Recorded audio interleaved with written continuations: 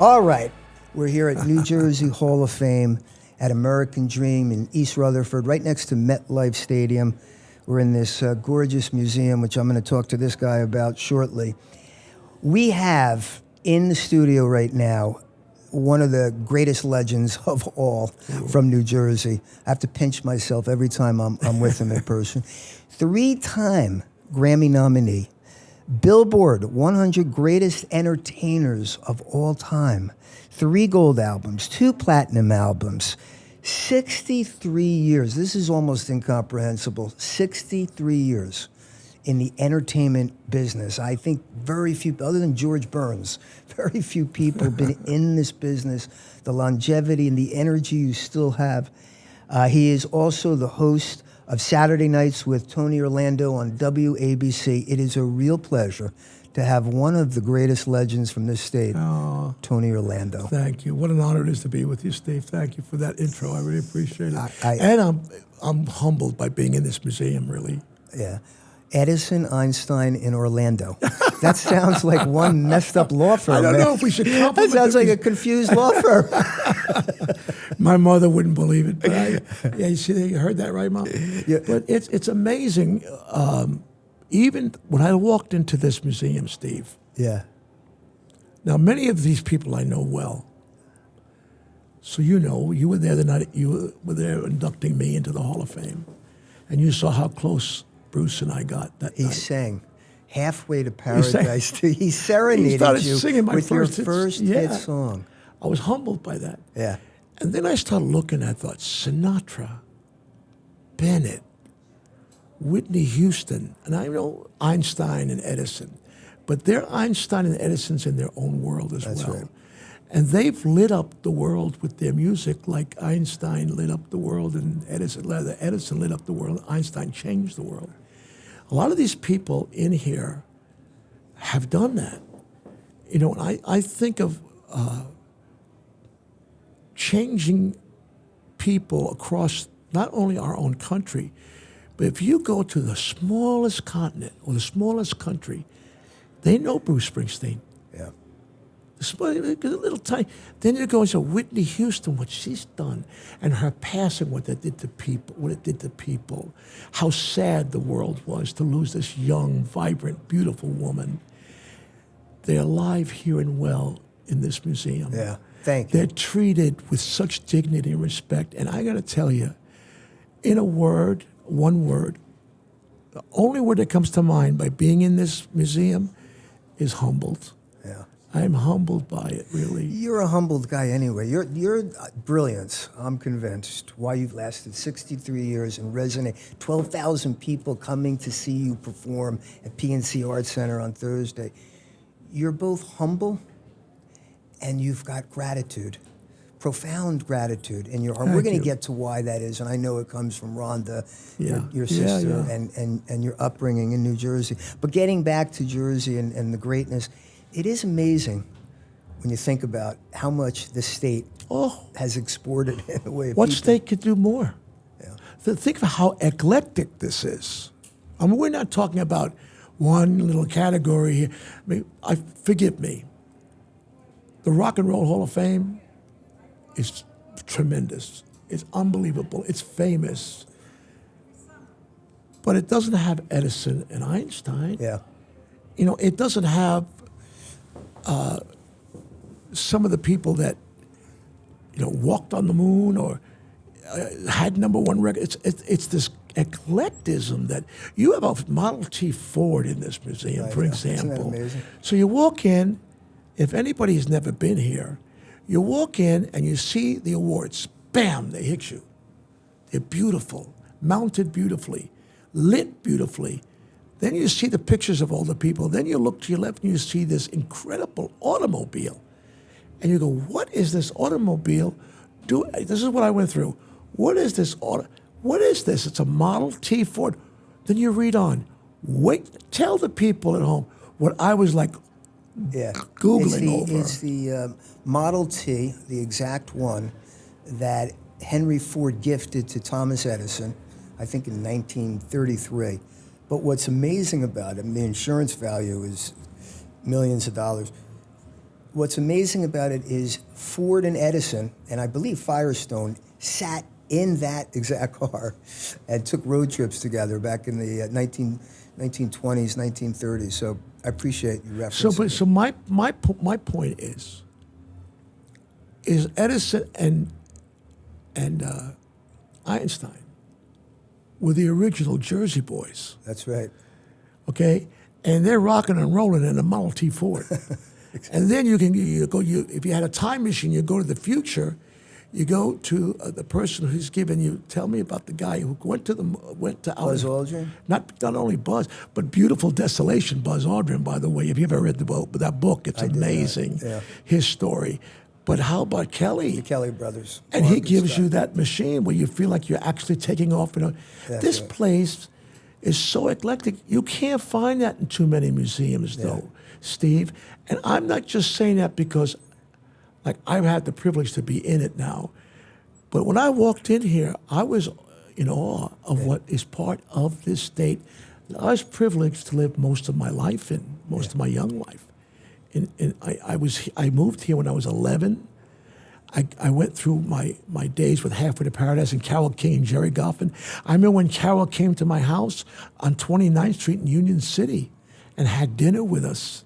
Yeah. Who didn't know? We didn't know that Carole was going to become. Let's go back. This is a good place to start because I'm always interested in knowing, and I know a lot of people are, how someone becomes a legend, how someone reaches the pinnacle. And it's not just entertainment. We have scientists coming through. At Harlan Coben sat there, and then I ask a lot of the same questions. And I do think, without question, it starts in someone's childhood. Tell us about you. You were in Union City. I know you moved to, at some point, Hasbrook Heights in North Bergen. But tell us about your childhood, and if there was a defining moment that helped you to become Tony Orlando. I could tell you right away. I remember I was about 9 years old, and I came out of a movie theater, and at that time I was living in Chelsea. So I didn't move here until I was 11 and a half years old. So I'm 9 years old. RKO movie theaters on 23rd Street and 8th Avenue. By the way, another historical theater, one of the first theaters to open. Is that by the Chelsea Hotel? Yeah, I right by know the it. Chelsea Yeah, Hotel. I know that theater. I came out after seeing a movie called Singing in the Rain with Gene Kelly. It moved me so much to see this guy twirling around on a lamppost, getting soaked and wet, singing this captivating song. I'm singing in the rain, just singing in the rain. What a glorious feeling, I'm happy again. And I'm sitting watching this guy, and he's stomping on puddles, and he's stomping. Well, I remember walking out of that theater. It happened to be raining, pouring rain, and I didn't care. And I walked out, and I started kicking the puddles on my way back to 21st Street, to the 7th and everything. That's a defining And I'm moment. I'm singing in the rain, and people are looking at me. He's getting soaked. I don't care. So your spirit, you Right. awakened your spirit Right then and there. in that moment. And guess what happens? I get a call from a friend of my dad's, Jilly Rizzo. Jilly Rizzo happened to be Sinatra? Frank Sinatra's best friend. Yeah. And Jilly's. They own Jilly's the restaurant. And he says, how would you like your son to come to the Friars Club to meet Frank Sinatra? We're honoring, guess who? Gene Kelly. Oh, wow. Had I met Frank Sinatra yet? Wait, now how did Jilly Rizzo know to call you? My father made Jilly Rizzo and all of his friends, their wives and girlfriends, mink coats. Mink coat. He was a furrier. This is Papito or that No, was your this is my grandpa? father Leo. Your father Leo, okay. And my father Leo made Hot Tin Roof with Elizabeth Taylor. The stole she wore was made by my father. Wow. He was a premier fur coat maker, Stone and Stone furs in the garment center. So You backed into everything in your life, didn't you? I'm glad you said that, because backing into everything is the key. You want to know the answer to it is, all you got to do is show up, because eventually you'll back into it. Yeah. If you show up and you think you're in for one thing, like I was in for one thing, and I backed into another. So I go to the Friars Club. And I want everybody at home to understand, I never met Sinatra. I'm going to meet him. I never met Gene Kelly. How old are That's you? when the light bulb 11? went off.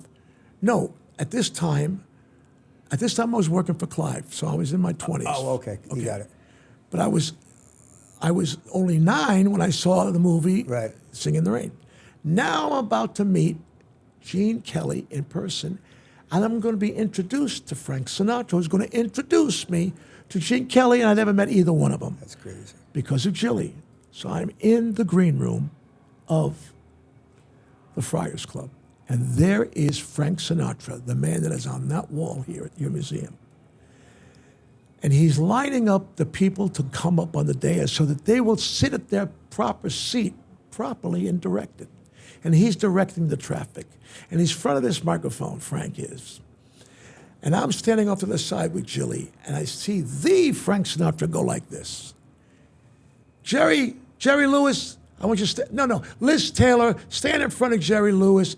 Dean, will you, I know you're not talking to Jerry, okay, just stand next to him for now.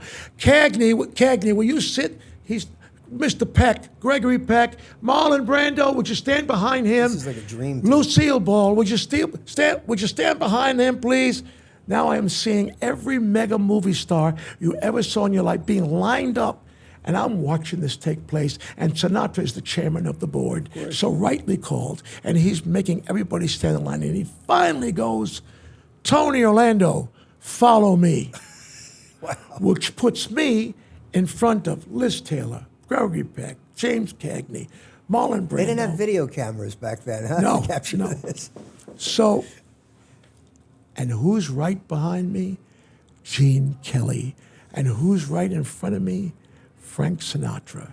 As we get to the dais, I start walking behind him, like whispering, Mr. Sinatra, why are you doing this? Shut up. I'll tell you when we're done. Just listen to me. We get to the dais. It's a double dais, double-decker. He says, hey, Telly Savalas, take Tony's sign that he's supposed to sit at and move it right behind me. Yeah. You sit where he's to sit. And he's going to sit right next to Gene Kelly.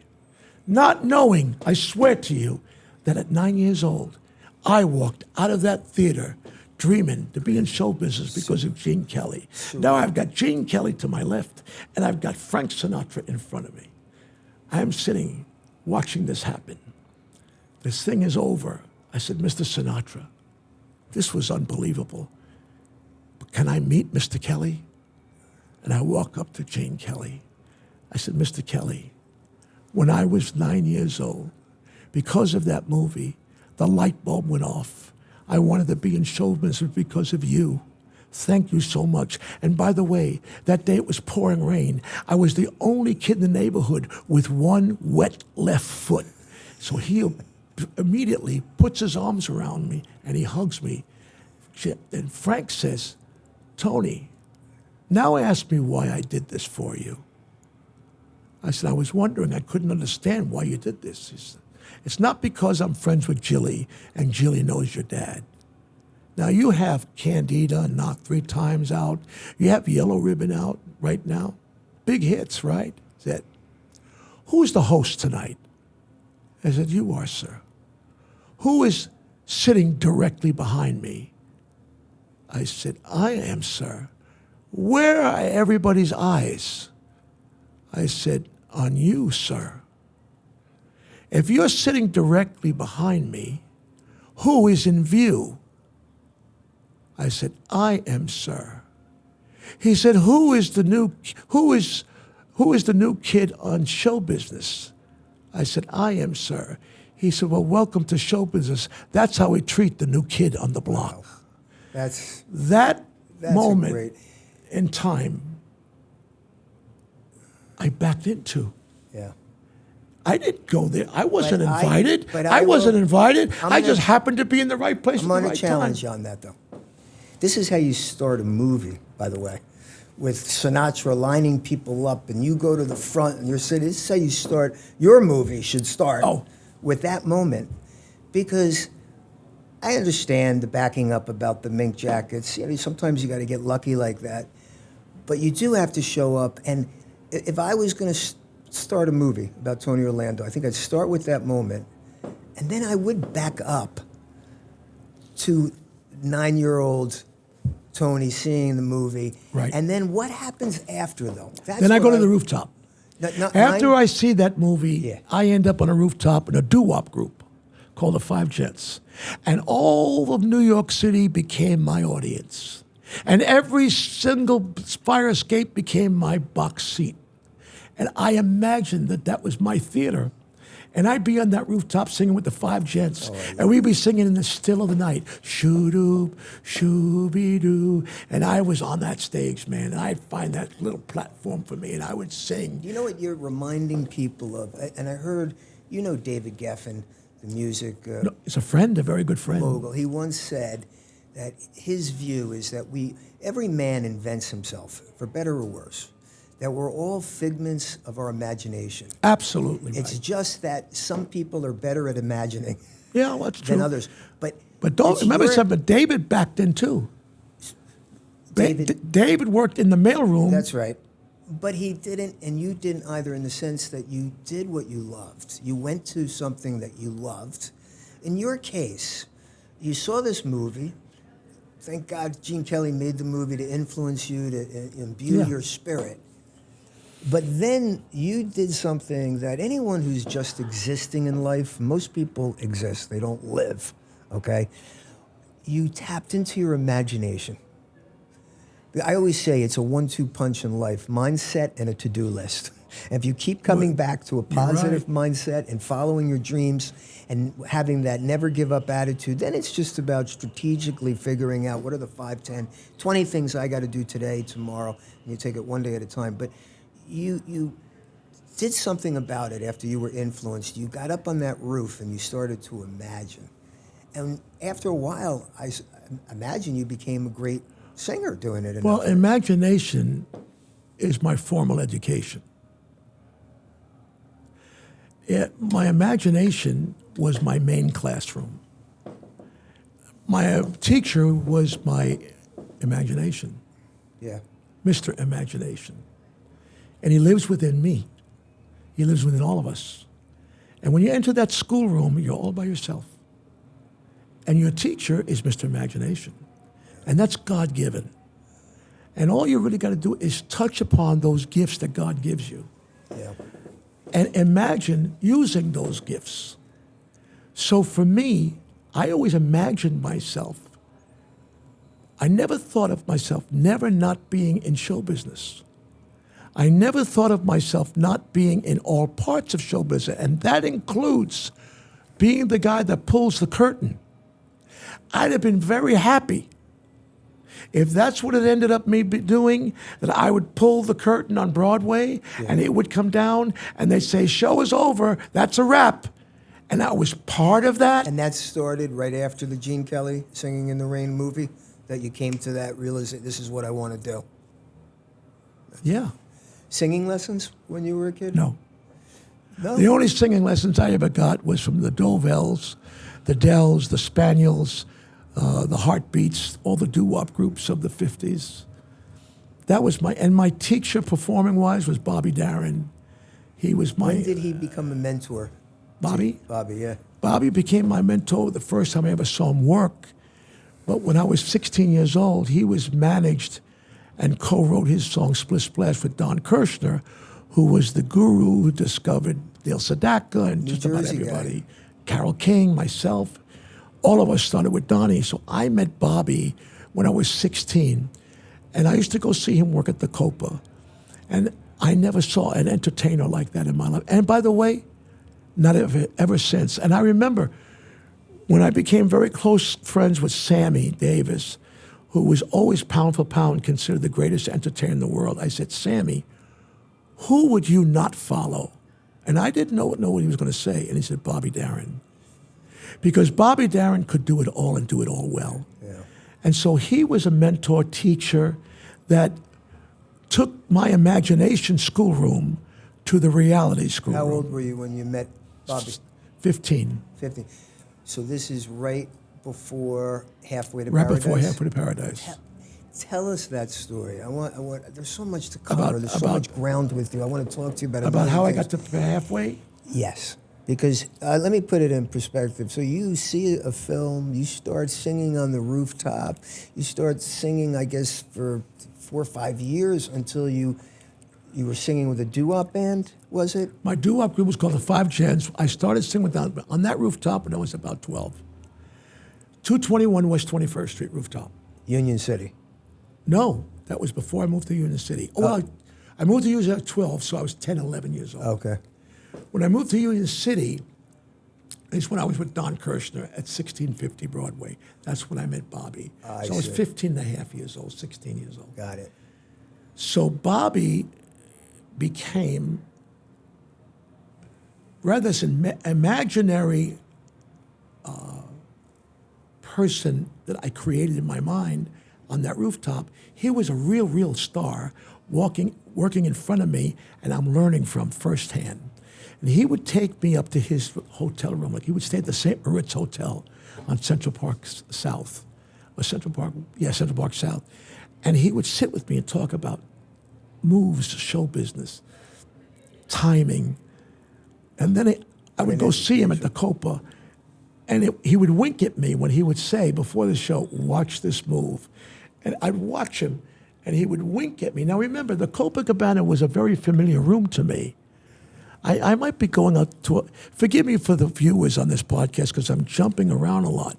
But the truth is, that's the way it happened. There was a lot of jumping around. Yeah. So when I think about meeting Bobby and watching him work at the Copa, Bobby didn't realize that I had even seen him as a young, littler kid, 9 and 10 years old, because my uncle Carmine Fava was the maitre d' of the Copacabana. So in your little movie, imagine that 9-year-old coming out of that theater now being taken to the Copacabana by his Uncle Carmine, who takes him next to Doug.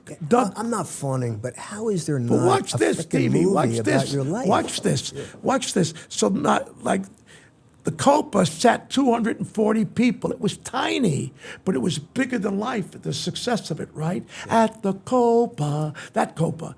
My Uncle Carmine was this tall, Italian, beautiful man who was the maitre d', who got young Michael Anthony Orlando Casavetes to sit behind Doug Harvey's, Doug was the sound light man of a 250-seat room, and he would keep me hidden underneath so no one would see that an illegal was in this club by the name of Tony Orlando. And every time an entertainer would come up, he'd pick me up in the dark, and I'd watch Nat King Cole, Dean Martin, Frank Sinatra. I'd watch these guys work. And now I'm almost 16, and the guy who's on that stage is saying, watch my moves, watch me work.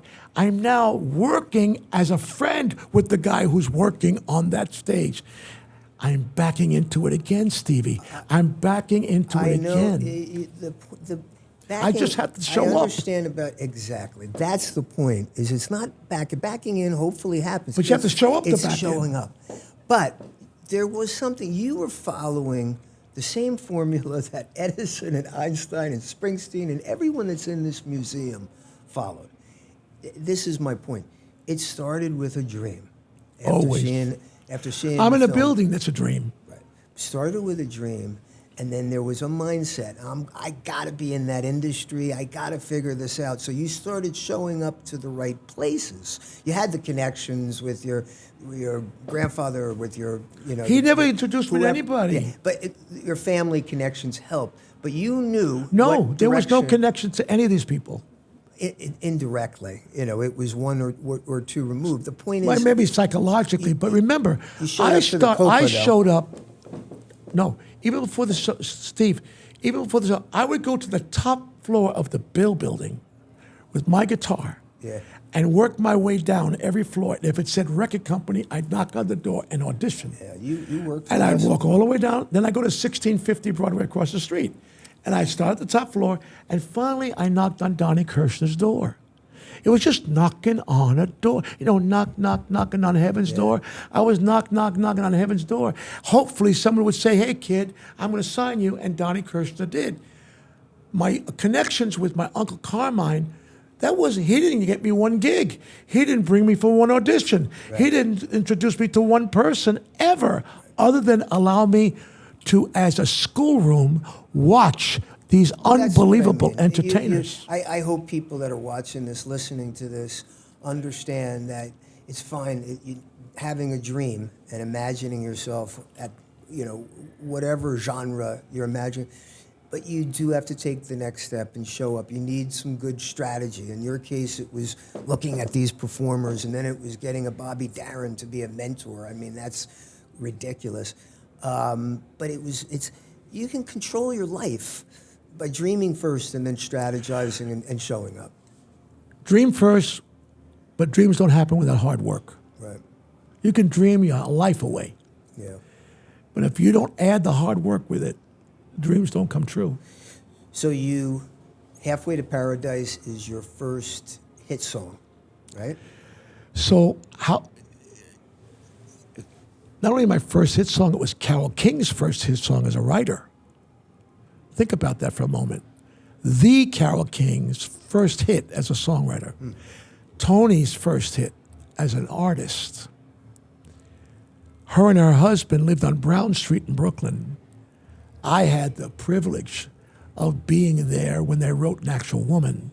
I had the privilege of being there when they wrote Will You Still Love Me Tomorrow. I had the privilege of Carole King playing the piano and teaching me the phrasing on Halfway to Paradise. I had the privilege of watching Jerry Goff and her husband take a piano key and lift it with frustration and tearing it off and it hits the ceiling because he couldn't come up with a line, and You Make Me Feel Like an Actual Woman. And when he did, he came back with a look of joy on his face and said, I got it, Carol, I got it. Here's the line. I took my soul to the lost and found, and you came by and claimed it. I was there the day that he wrote that unbelievable line in a song that a man wrote about a woman feeling natural.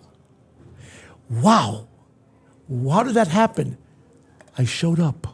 I just happened to show up. Did you understand when it was happening, though? No. And your stardom started to take off. Stevie, listen to your friend Tony. Young.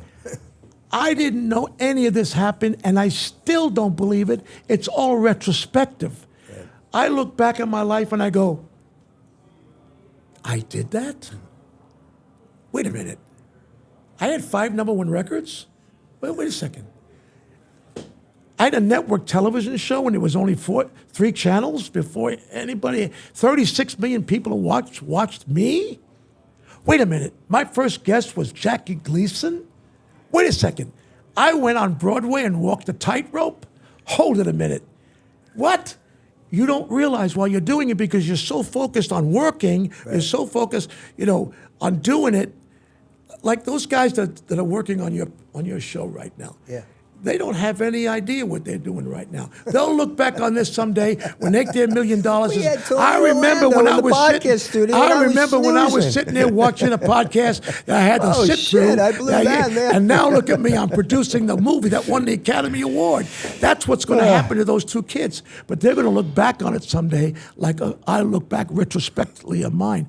Look, Steve, there is no definition to this kind of success.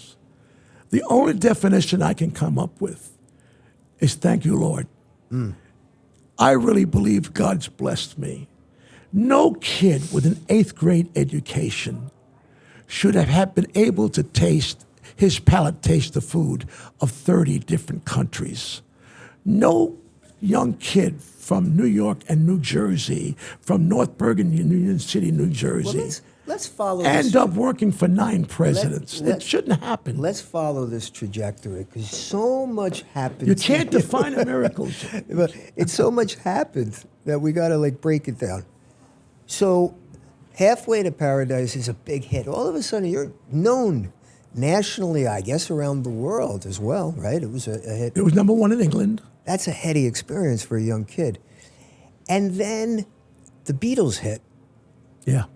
And then that sort of took your momentum away.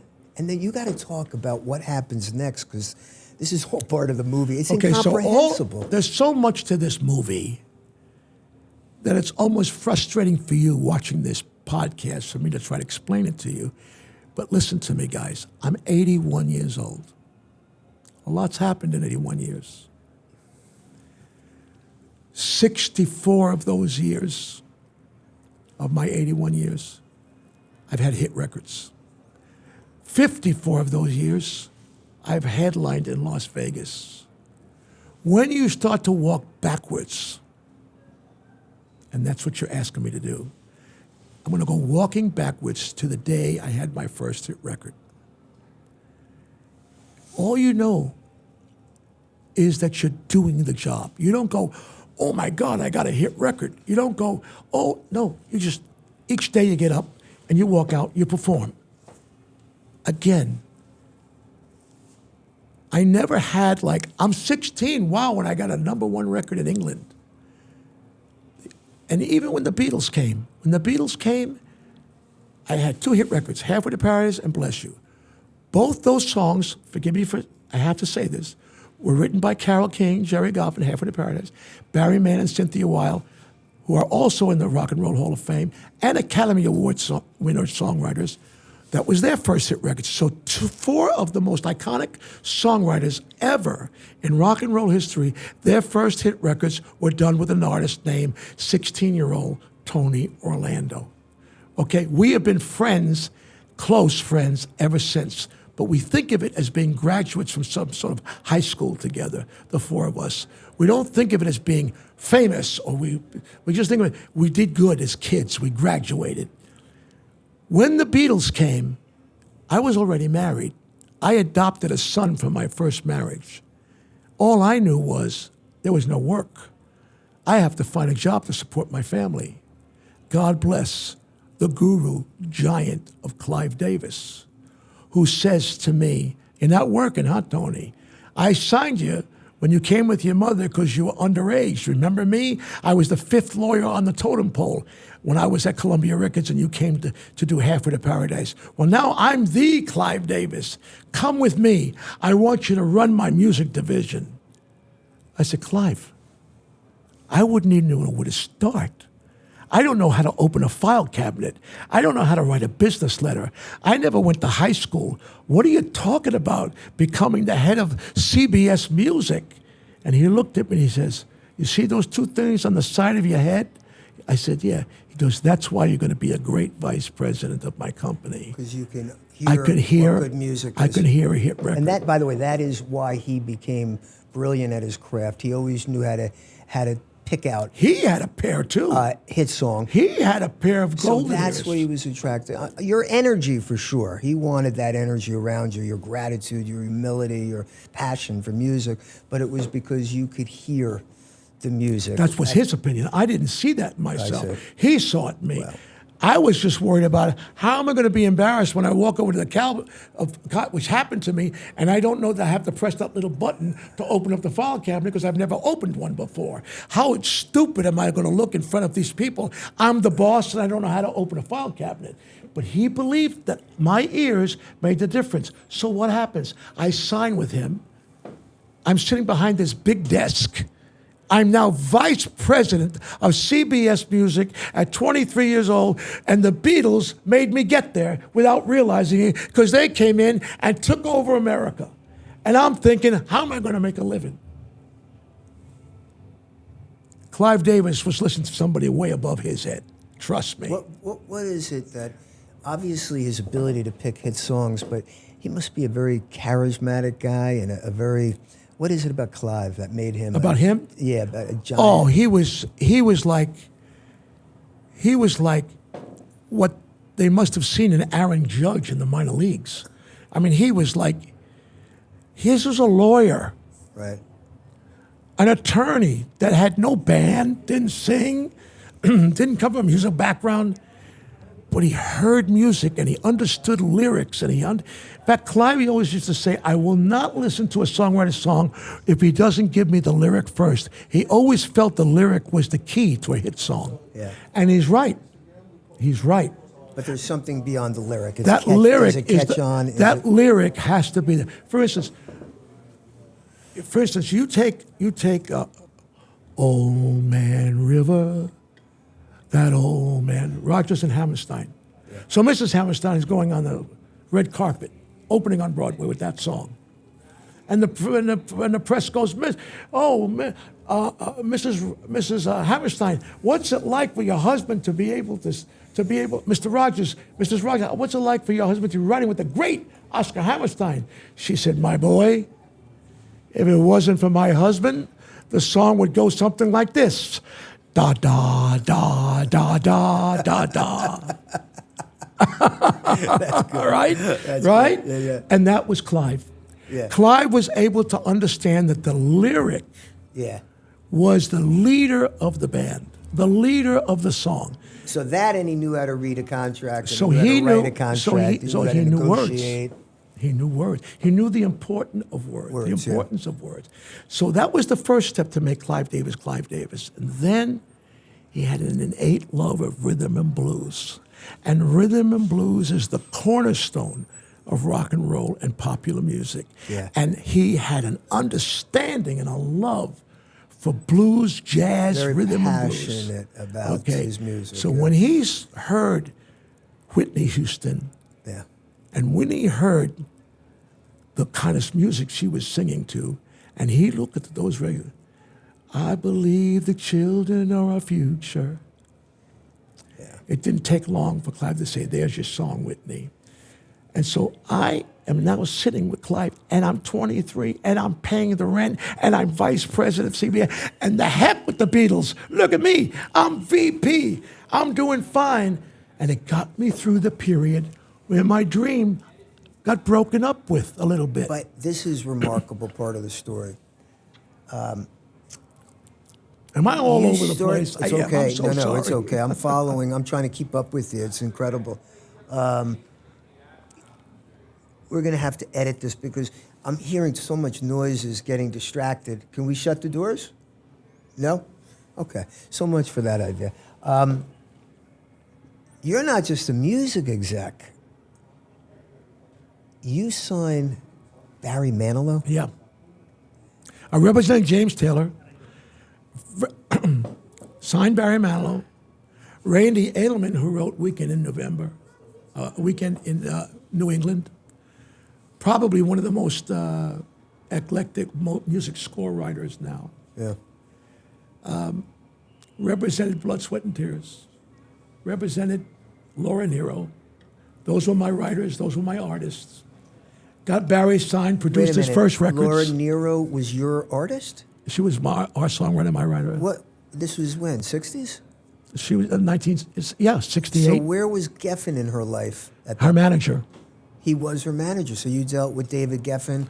Oh, I've known David Geffen since he worked What in was he- the. what I've was- known David Geffen since he worked in the mailroom. What was he like back then in the 60s? The same David Geffen you see today. So he was always, he figured it out. Forget it. There was nobody like him. He's like you. Yeah. He knows exactly what he wants, and he goes for it. And he's David Geffen is like a knife that's just been sharpened. You take a piece of paper, you go like this. People don't know him. In the, David the Geffen, layman does. But if you're in the industry. DreamWorks. He created DreamWorks with Spielberg and Katzenberg, and he discovered Nirvana and Aerosmith. Oh, and yeah, yeah. He was there in the And heyday. I went on his label too. When I left Bell Records as Tony Orlando and Dawn, I went with David Geffen, Elektra Records. Yeah. He was president, CEO of Elektra Records. I've known David forever. And here's the interesting thing about David. David was fine with being in the mailroom. And there was a guy named Norman Brokaw who became CEO of William Morris. I know this story. He said, forget about chasing all the old timers. Go chase the Stones and people that, the But younger David people. always said to me about Norman, he eats, sleeps, and shits William Morris. And he said, that's what you have to do in this business, Tony. Yeah. You have to eat, sleep, and shit this business. Yeah. And be loyal to it and accept its ups and downs. And then he said something to me that really made a difference for me. And I passed this on to Barry, and I passed this on to every act I was representing in those days. He said, Tony, what's great about the mailroom? You read other people's mail upside down, which he did. And this is a business in which 99% of it is turning down, getting turned down. Is what? Getting turned down. Only 1% is a victory. Well, 90, you better get used to being turned down.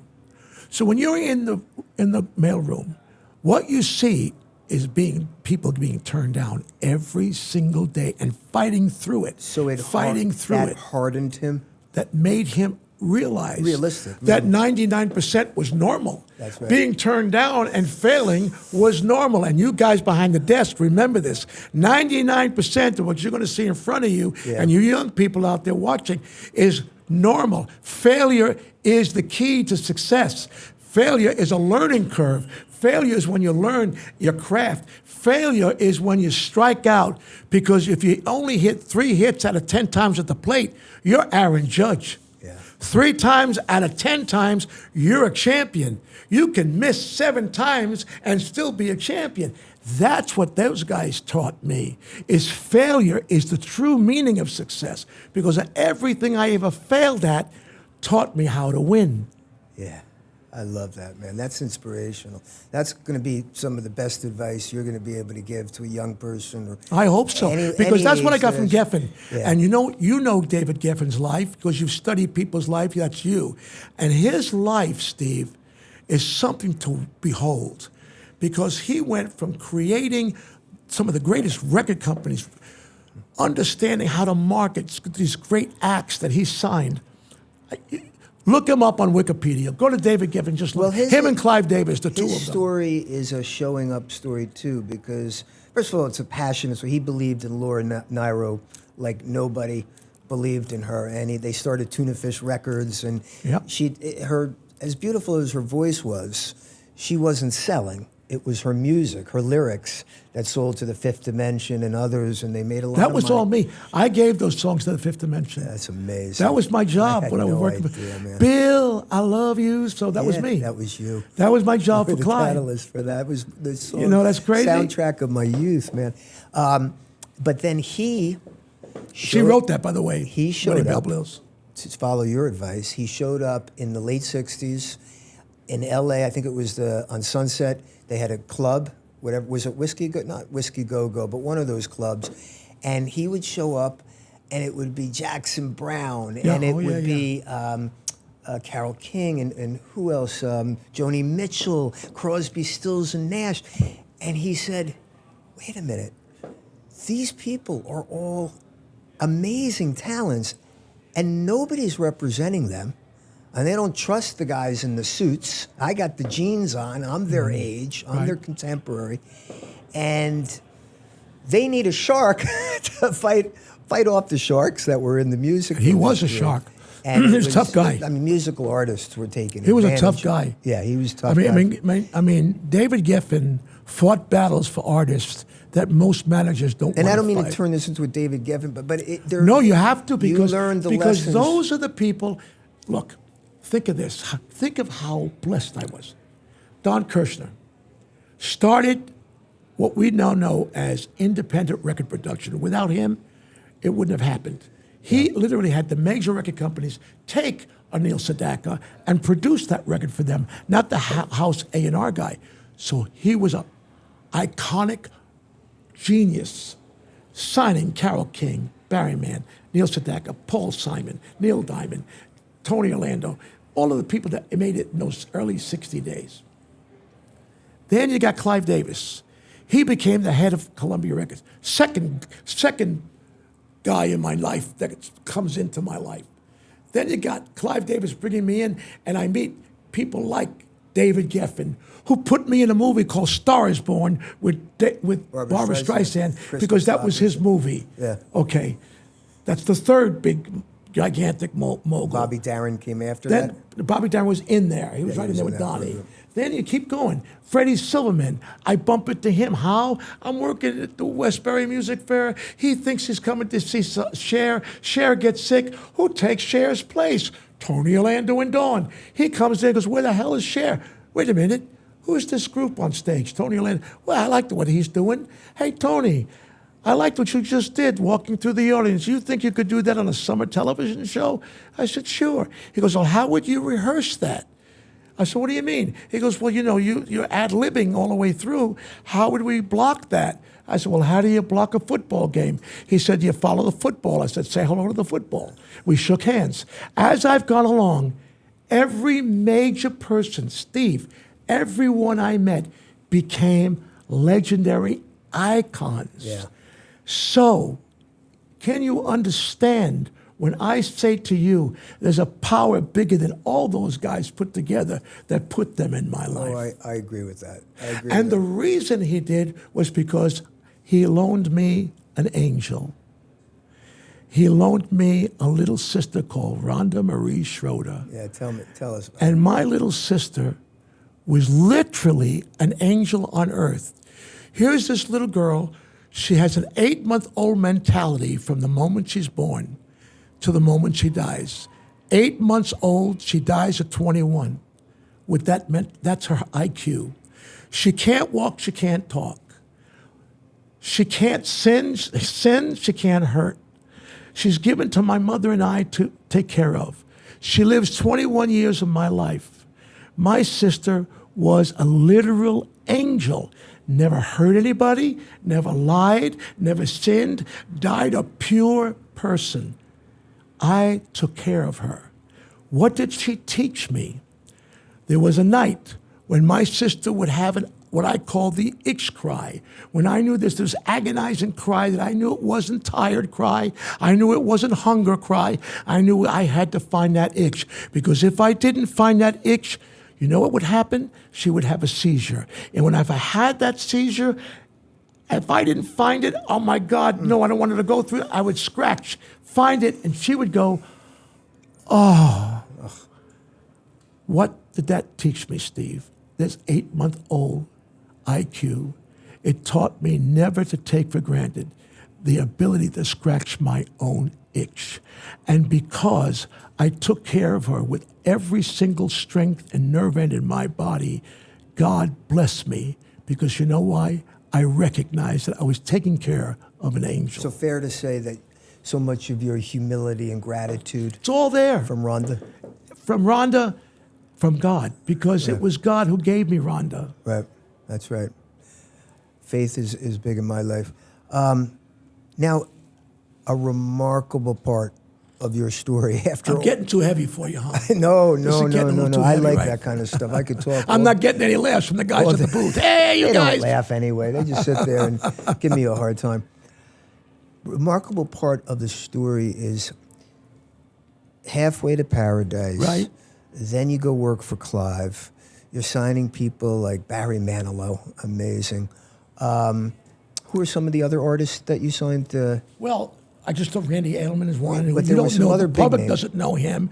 But of course, James was a very important part of James signing because James Taylor. James Taylor, because Right. when James left to go do the Beatles label, how ironic, he was the first artist to sign on Apple Records. Okay? Who signed I'm of the his Which publisher. one of the Beatles signed him, or was it The Beatles signed him. The Beatles themselves signed him. Signed him, yeah. Wow. So he was to be the first album out on Apple, not the Beatles. Got it. James Taylor. Wow. And I get the acetate or the what we used to call it a master before the record comes out, and I'm looking at all these titles, and I call Clive up. I said, Clive, Lennon and McCartney Music do not publish these songs. He said, what do you mean? I said, we publish these songs. He goes, you're kidding me. I said, no. He said, well, You're in he the said, middle. get on a plane and go tell Apple Records that we publish these songs. So I get on a plane and I fly to London and I walk into Apple Records and I see George Harrison George is getting suited up for a suit, and he sees me and he knew me, and he looked up and he goes, what are you doing here? And I said, George, I got bad news for you guys. He goes, what? I go, you don't publish James Taylor. He goes, what? I said, no. I said, before they put this album out, I said, it's April Blackwood Music. This is all. See, they were not businessmen. I don't know how that happened to Well, this they got day. taken advantage of at Apple. A lot of people I don't even know how that sycophants happened. around I'll them. be They honest just to didn't this know. I think day. that was naivete. I think what might have happened is James forgot. I don't think he realized Right. that contract was. It wasn't big business. And for instance, I'll give you an example. You take the line in Fire and Rain, sweet dreams of flying machines in pieces on the ground. Do you know what that means? The Flying Machine was his first rock and roll band. Sweet dreams of flying machines in pieces on the ground is when they broke up. That's a line in Fire and Rain. Yeah. And that's a song we published at April Blackwood. So now I have to walk in and say to the president of Apple Records, this is, let him go. We own it. You owe some money. So sure enough, the album comes out. We did own it. We ended up with the publishing. That was my biggest raise of all the raises I'm I sure ever got. Clive loved you That to was death that was for when I that got big one, time. man. But here's where I came in to help James, and I told James this at Mohegan Sun. I said, James, you do realize that the reason the publishing reverted back to you was because of me. Yeah. So I got a time span for us to own the publishing, but at the end of that years, it reverted back to him. So in his lifetime, it's his music. Got it. That's amazing. All right. We haven't even gotten to the remarkable part of your story. If that enough wasn't remarkable, we get to the most remarkable part of the story, and this is backing up. Am I talking too much, you guys? Am I boring? He's talking great. You're Is talking, okay? Talking great. Yeah. The remarkable part Because of you know why he's asking me questions, taking me to 14 different places. And I'm sorry. I know. I don't know how else to answer them because I'm an eighth grader. The remarkable part is what happens next. The way you back into Candida, Knock 3 Times, Tie a Yellow Ribbon. So you're a music exec, and who comes to you at that point? Larry Brown? So no, Larry Brown, no. It was Hank Bedris and Dave Apple. Hank is one of the tokens from Line Sleeps Tonight. Old friend of mine, produced a lot of hit records. And he comes to my office with Candida. Finished. He said, Tony, I'm broke. Now I'm vice president. I'm vice president of CBS. Hey, Hank, what can I do for you? He says, I need $3,000 to pay my rent. Can you help me out? I said, play me the record. I hear Candida. I said, you know what? I think it's a hit song. I said, but I'm not a record company. I'm a music publisher. And I said, this is not the right song, a record for Clive, because Clive's more into albums than into singles. Let me bring it to a label that understands singles, which was Bell Records, which is now Arista Records. So I take the record. I said, if I can get the $3,000 for you, I'll see what. And I play it for the president of Bell Records. He says, I love the song, Tony, and I love the, but I'm not crazy about the singer. I go back and I say to Hank, he'll give you the $3,000 if you put a singer on here that he likes. He goes, you do it. This song reminds you of a little bit like the Drifters, the Carole King songs. Yeah. Didn't you do the demos for her back in the day? I said, yeah. Do it for me, Tony. Put your voice on. I promise I won't call it Tony Orlando. I'll call it some other name. I said, Hank, I can't do it. Please, I'm broke. I go, okay, we'll go in the studio. If you get the performance out of me in 1 hour, you got it. What year is this? This is 1971. 71. Beginning of 71. I go in, I cut the song, Steve, one line at a time because I didn't know the song. In those days, you could do that. You sing the first line, stars won't come out if they know that you're about. What's the next line? He goes, 'cause they couldn't match the glow of your eyes. Okay, play my first line back to me. I hear my first line. I finished the second line. Did that all the way to the end. Finished it in an hour. Comes out. Becomes a #1 record. My secretary runs in and she said, you know that record you cut for Hank is #1. Dawn. I said, Dawn? He said, yo, you're Dawn. He named you Dawn. I said, I call him as a Hank. Congratulations, #1. I have no deal, no record contract, nothing with him. I'm happy. Now that you got your $3,000, you're going to have to pay him back You got your 3,000. How about giving me a little bit of the taste? He goes, oh, Tony, I'm so forever grateful. He said, yeah. I said, why did you call me Dawn? I know you don't want me to use my name, thank you. But why Dawn? He goes, the president's daughter's name is Dawn. And I figured I'd get special attention. Smart man. So he named the group Dawn. Then he plays me Knock 3 times. I said, well, that's the worst song I ever heard. Larry Brown's song. He didn't write Candida. He wrote Larry Brown. He said, what do you mean? I said, well, I love Larry Brown, but that song is only going to be a hit in Brooklyn because that's where they have pipes and steam pipes. They don't have steam pipes in the Midwest, so you'll have a hit in Brooklyn. Okay, I'll do it for you. That sold 4 million records. Now, in 2 records, as a favor, I've sold 6 million records, but I'm still working for Clive. What do I do? Everybody, what would you do? I'm going to ask you at home. Your dream is to become a performer. You're sitting behind the desk. You've just sold 6 million records as somebody called Dawn. Do you become Dawn? What does Dawn look like? Do I become Dawn? What is Dawn, a group? What is Dawn? I'm going to become Dawn. That's it. I'm going to form a group called Dawn. I'm going to go to Clive Davis and I'm going to tell him I've got to leave the company. I go to Clive Davis. I walk in the room and this is Clive. My worst imitation. Forgive me, Clive. Tony, what can I do for you? I go, Clive, I want to thank you very much for the opportunity of representing James Taylor and Barry Manilow and Laura Nero, blood, sweat, and tears. But I'm going to have to leave the company. Why? Because you're Dawn? And I go, wait a minute.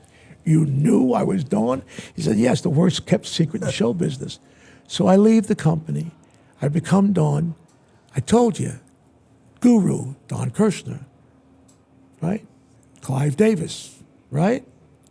Leave Clive Davis, and I'm going to now go out and and I meet Fred Silverman, the president of CBS. So Thelma and Joyce. Thelma and Joyce. They come. How do I find Dawn? Yeah, that's what I like. Okay, you keep me in line. So I got to figure out, what is Dawn? Is it a band? I could make it anything I want. I listen to the record. I hear a guy and girl singers. Knock 3 times. The background singers, that's it. So I find out that Hot Buttered Soul. Now remember, the background singers on the first 2 records were not Thelma and Joyce. They were hired background singers in New York. Yeah. All right? But I want to form a group now, Dawn. So what are they going to look like? So I said, I want to work with 2 beautiful African-American soul singers.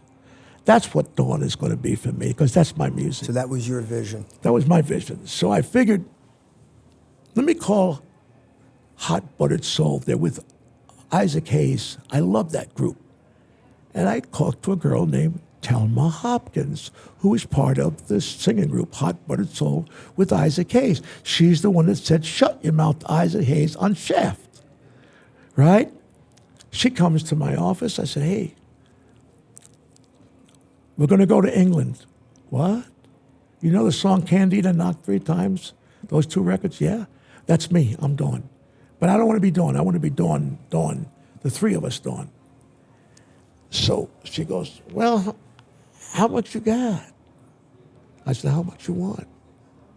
How much we need? I said, how much can you stay? How long can you stay? And we did this, how much, how long? We started laughing. Finally, she said, I'll bring my cousin with me, and that was Joyce. And the 3 of us then went on the road singing Candida, Knock 3 times. Now it's time for the album. And on the album, that's when they were born. And Hank comes to me with a song called Tie a Yellow Ribbon Around the Old Oak Tree. You thought it was lousy, right? With Larry Brown, and he... Did you understand the significance of the song? No. Larry Brown comes in and he plays me this song, the writer, on his guitar, and I said, Larry, it's a country song. We don't sing country. You sing it, because he sings great. Uh-huh. You sing it, Larry. And he goes, no, man, no, this is for you. I'm telling you this. I said, I'll tell you something. I had an idea. I said to Hank Medras, the producer, I'll cut this song, because I didn't believe it was a hit. Here I am, the big Maha publisher, smart guy, brilliant guy with the 2 ears, miss and that I one. didn't hear that as a hit, right? But I used it as a bargaining chip with Hank, my producer. I said, tell you what, I'll record the song if you allow Thelma and Joyce to be, because I want to build a career solo artist on some of the cuts on the album. And he did. And that was the beginning of an artistry, a group, an actual act.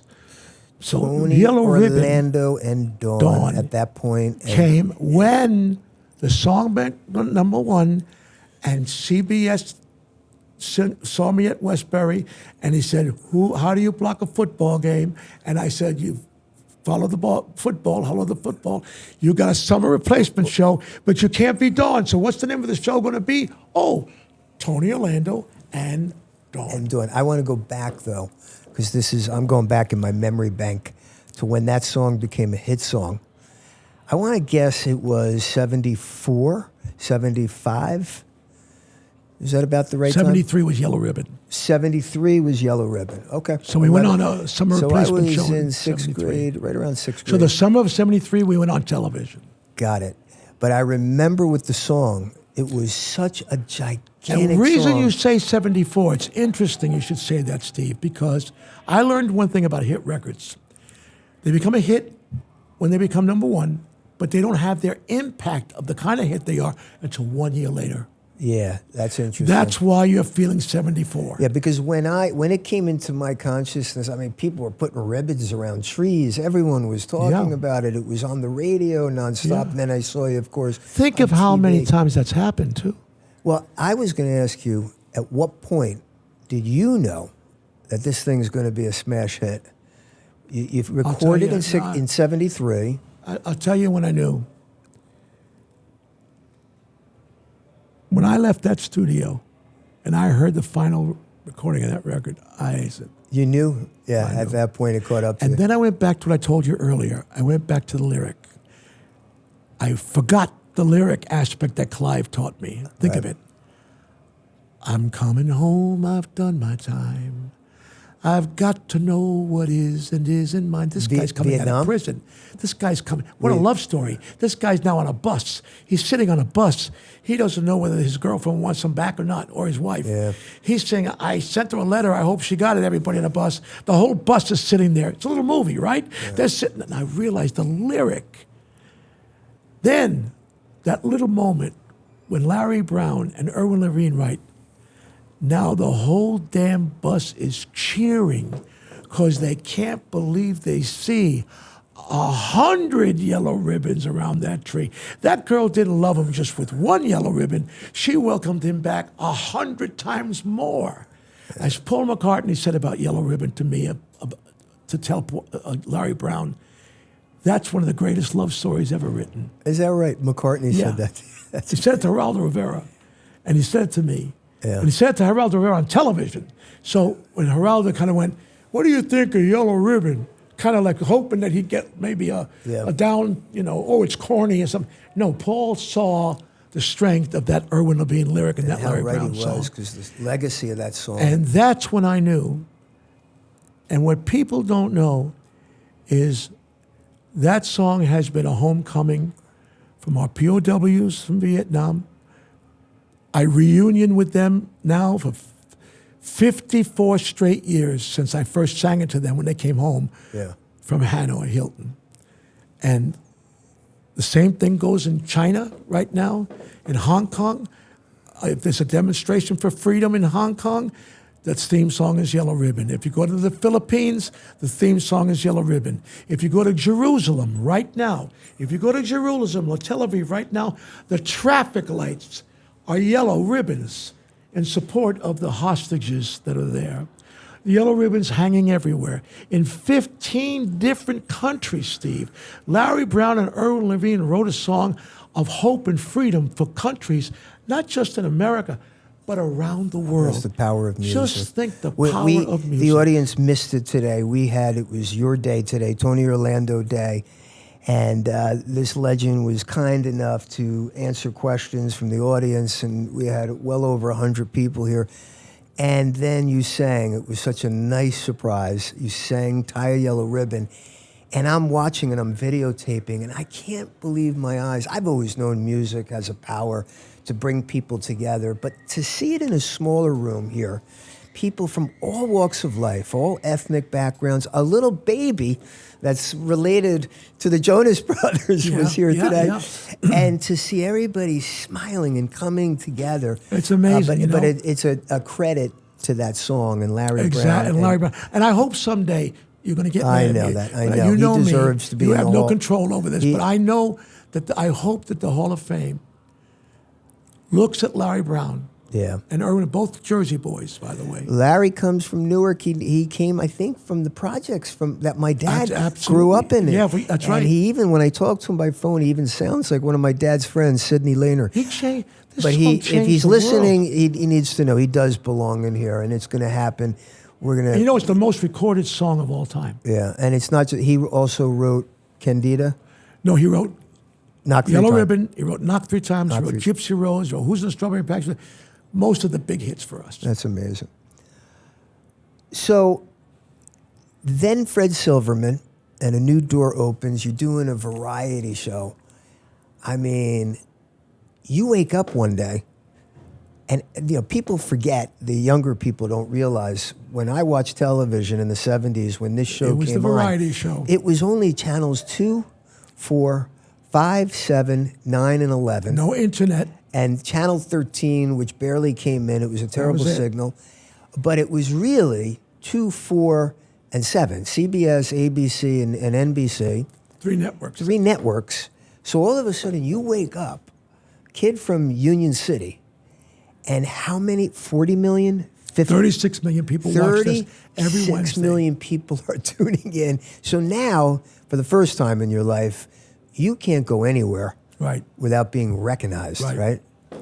What was that? Must have been an That was the one time I can honestly tell you that I connected with what making it was. It was the first time, I'll never forget the first time. I walked on a plane. I was late for the flight. I walked on the plane, and this would happen to me several times. I walked on the plane, and the people would see me walk down to get on the plane, and they would applaud. Oh my gosh. By the way, when I walk on a plane late, they say, "Sit down, you son of a." No, but that's when I went, oh my God. Yeah. Oh my God. And then this one hit me. Same plane. I'm leaving Chicago and we're taking off. This is the God's truth, everybody. Imagine this, be my shoes. The plane's taking off and it banks to the left, and I look into someone's apartment and my TV show is on. Oh my gosh, that's a surreal moment. The plane is doing this, like You this. should have waved. And I'm looking down and I'm watching a family watching me on TV. Oh my gosh, that's surreal. That's got to be a scary thing too, right? To be all of a sudden, you're Tony. How do you pronounce the original name? Cassavetes? Cassavetes. I mean, you're really just a kid. It happened so quick, everything. I mean, that 10 years. Too quick. From too quick to recognize it. 10, 12 Too years. quick to analyze it. Yeah. Just go with the flow. Be a pro. Be a pro. Be as cooperative as possible. Don't be a To be a pro keeps your sanity, right? Yeah. Being a pro. Being a pro is everything. Yeah. At anything. In any profession. And acting like a pro even when you're not a pro yet. Right. Acknowledging there's a professional way to approach people, there's a professional way to hold a meeting, to hold a rehearsal hall, that recognize what the pros do and follow their lead. Right. But nevertheless, 40 million people are watching you every week. You can't go anywhere. That's got to be scary at times, right? No, you don't have your privacy anymore. I was more grateful at times. You were grateful. I was more grateful than I was scary. I'll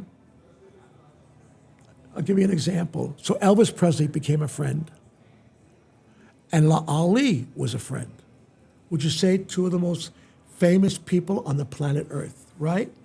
Elvis, Ali. Well, one day because Elvis and I worked the same hotel in Las Vegas Hilton. So when I would close, he would come into my dressing room the night before. He would open, and vice versa. That's just protocol, Right. professional protocol. So one day I'm sitting with him at the dressing room and I said, you know, Elvis, you're not enjoying your career at all. You live in a velvet jail with gold bars and a diamond key. And you're happy in this jail cell you're in.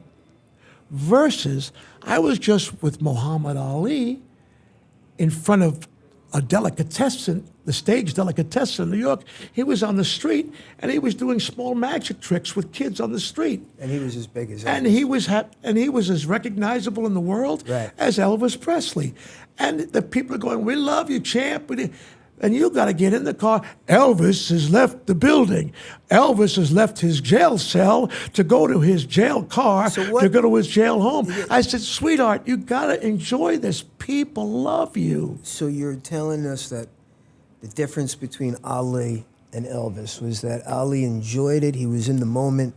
He was. Elvis didn't know. He just kept things simple.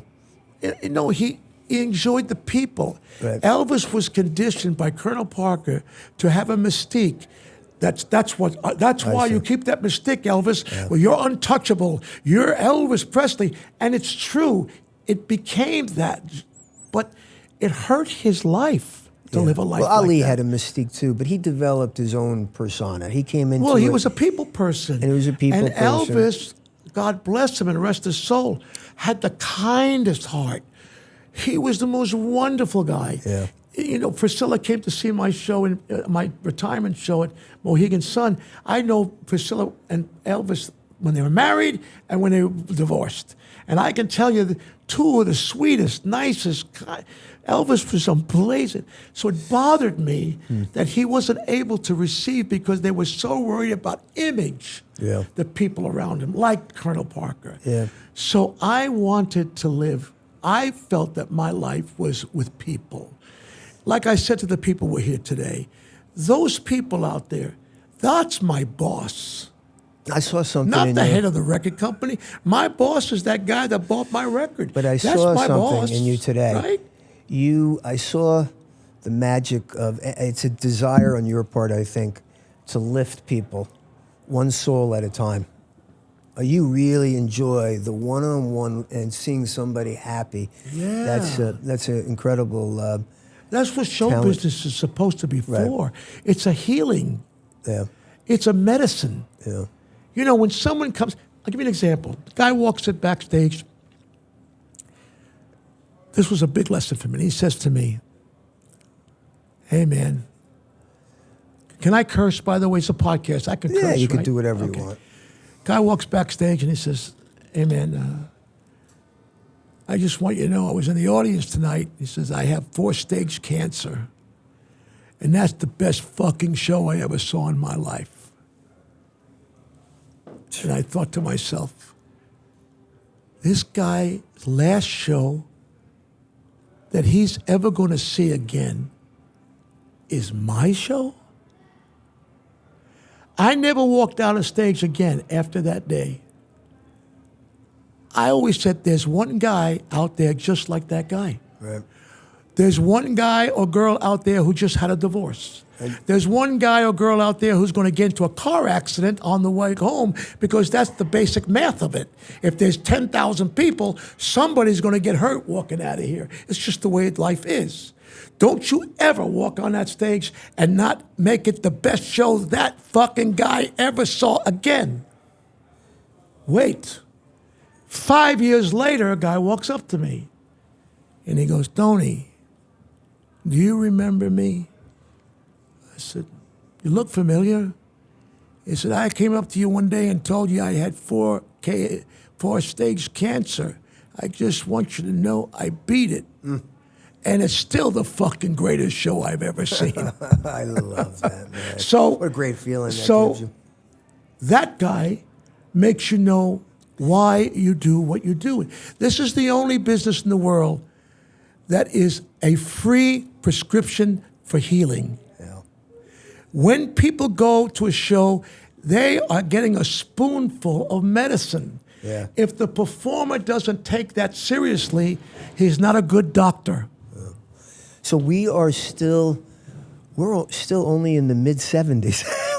There's so much up to your I'm career. 81. There's 81 years old. You look I'm an old guy, you man. look so great, man. The show is a big hit. I still remember it as a kid. Tony Orlando and Dawn show. What's one of your more favorite memories of that show? God, there were so many memories in that show. I would have to say,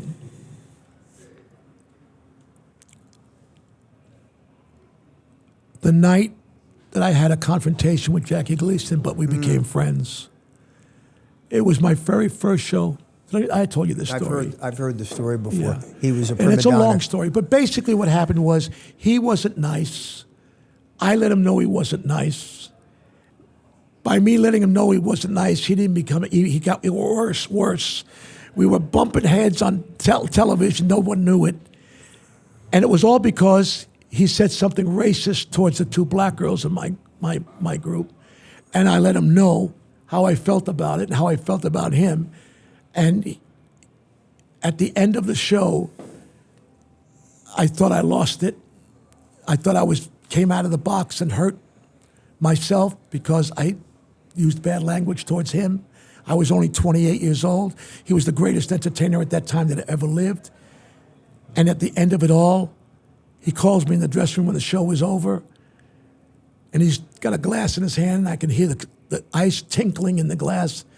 And he says in a Gleason way, "Sit down, pal."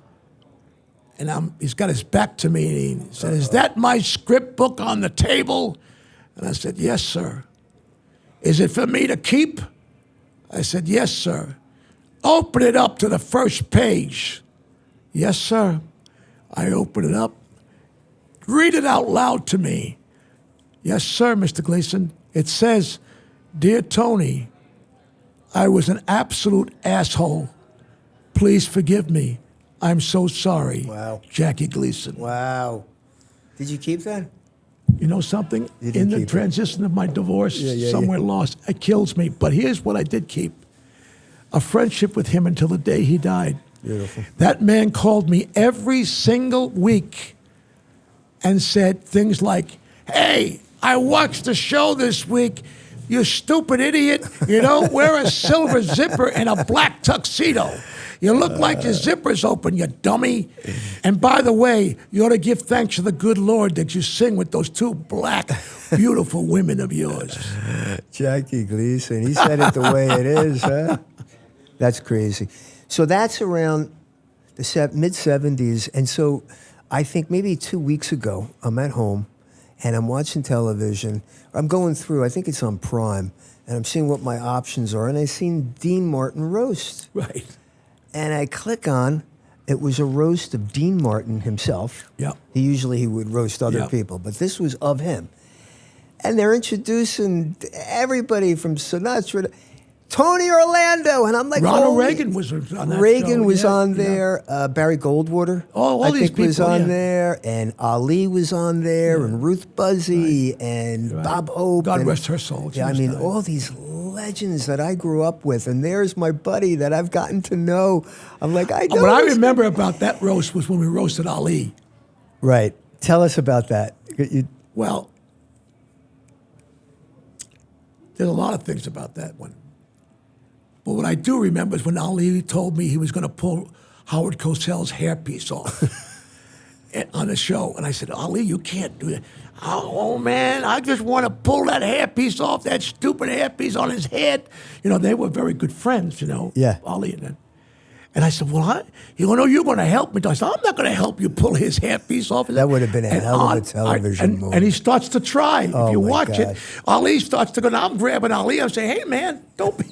Are you kidding? But Ali was, Ali, you know, if you go to YouTube, you can watch me sparring with Ali. I don't know if you ever saw that.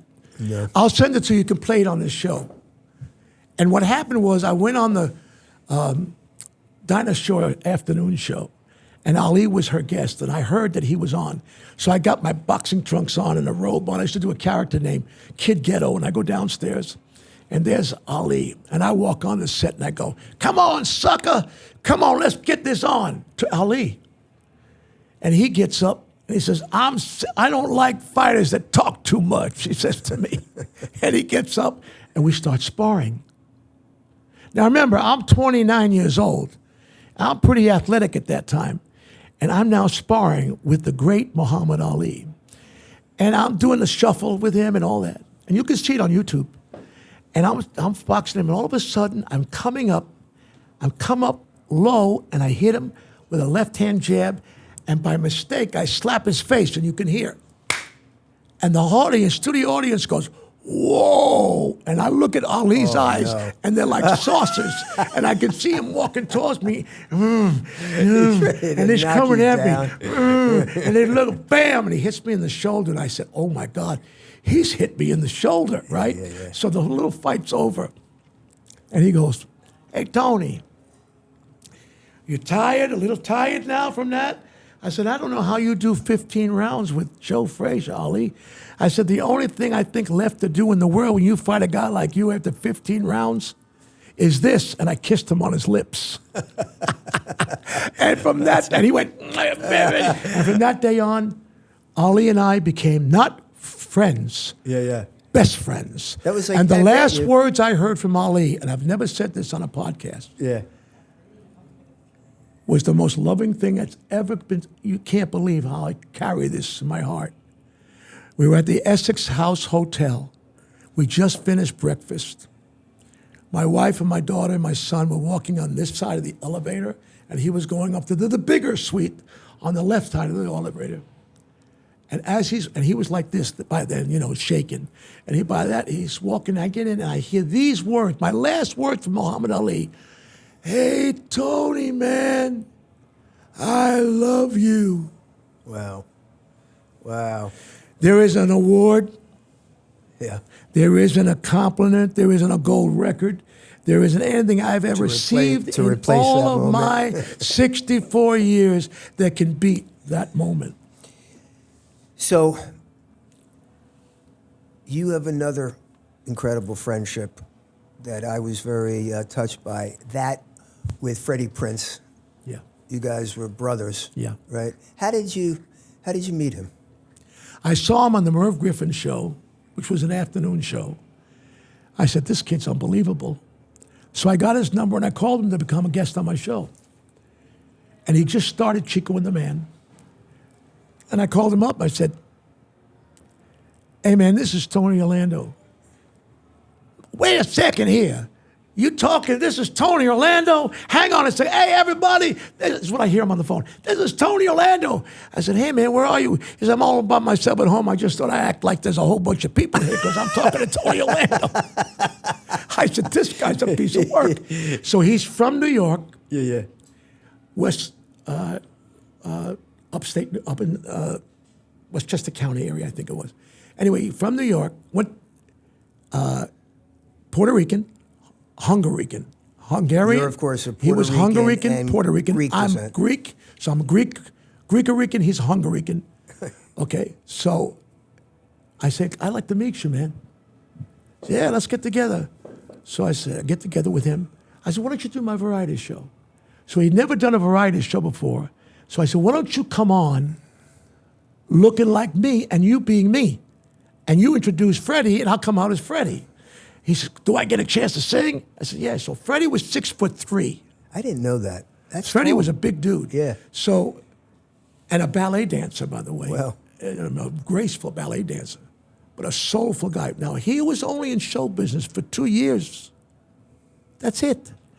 Think of it. We're still talking Freddie Prinze, and his career was only 2 years long. That's mind-blowing. And the reason we remember him is not only because of his tragic death at a young age. He was a genius. He was a comedic genius. Cutting edge. Cutting edge. And if you watch YouTube and go to Freddie Prinze's first appearance on The Tonight Show, what you will see is a guy who was 19 years old, and you'll say, man, look at how calm and cool and collected and in control this kid is. He was an old spirit. He wasn't 19. He was 119. He was a pro from the moment go. And when I saw that show, I knew I was in the presence of greatness. And in the 2 years that he became a star, I was having big years with my television show. So here we were, two kids from New York, New Jersey, and here we were, big TV stars. Him with Chico and the Man, me with Tony Orlando and Dawn. And we were the you only looked two like guys in brothers. Hollywood who knew what pasteles was, who knew what arroz con condole was, who knew what Spanish Puerto Rican household food was. So we became soul brothers.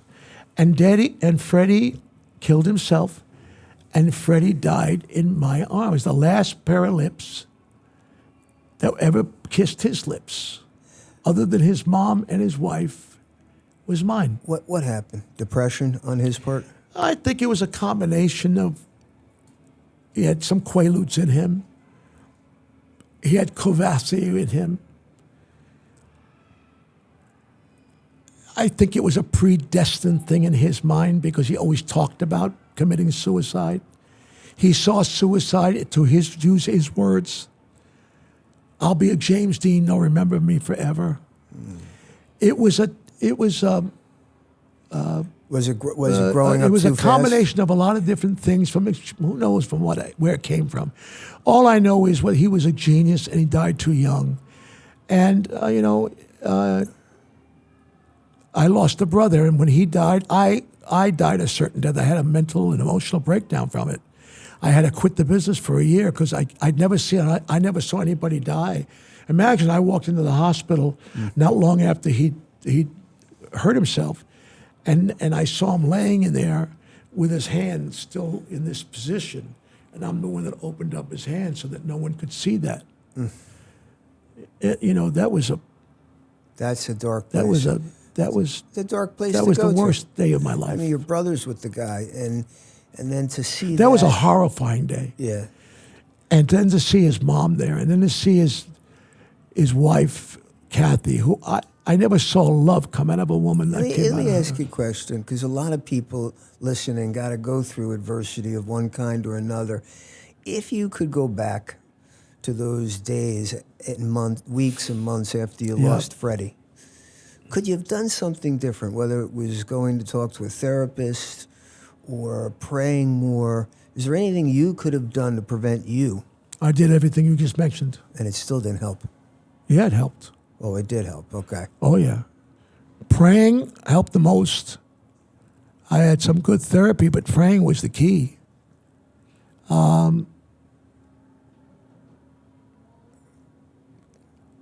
Yeah. When you compliment, imagine if you created life. Imagine if you, God, wouldn't you be proud of this thing called life? Wouldn't you say, man, I really created something unbelievable here. Check out this, I created life, man. So if you fight for your life, you're complimenting the Lord. Right. You're complimenting his creation. You're saying to him, this is worth fighting for. When someone commits suicide like that, it makes me feel, if he'd only been told that, I don't think he'd have ever done it. Not told it, but realized it. So I realized it, and that's why I'm still here. Freddie is in heaven. Freddie is with God, all merciful that he is. And he's up there making everybody laugh.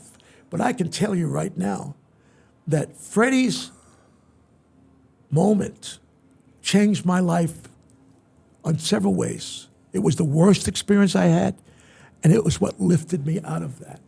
It made me look up for a larger strength and move on. And then I value life more than anything.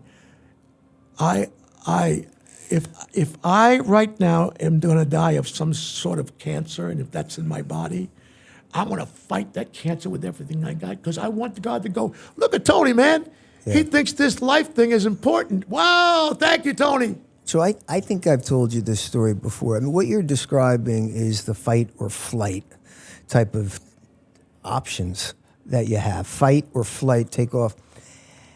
And I wasn't thinking about suicide. Look, I'm a religious dude. A lot of people will sit out there and probably say, I don't know about that. I don't know about that. I'm not sure about this or that. And that's fine. That's fine. But whenever they get to the point in life, and you have, I saw your documentary.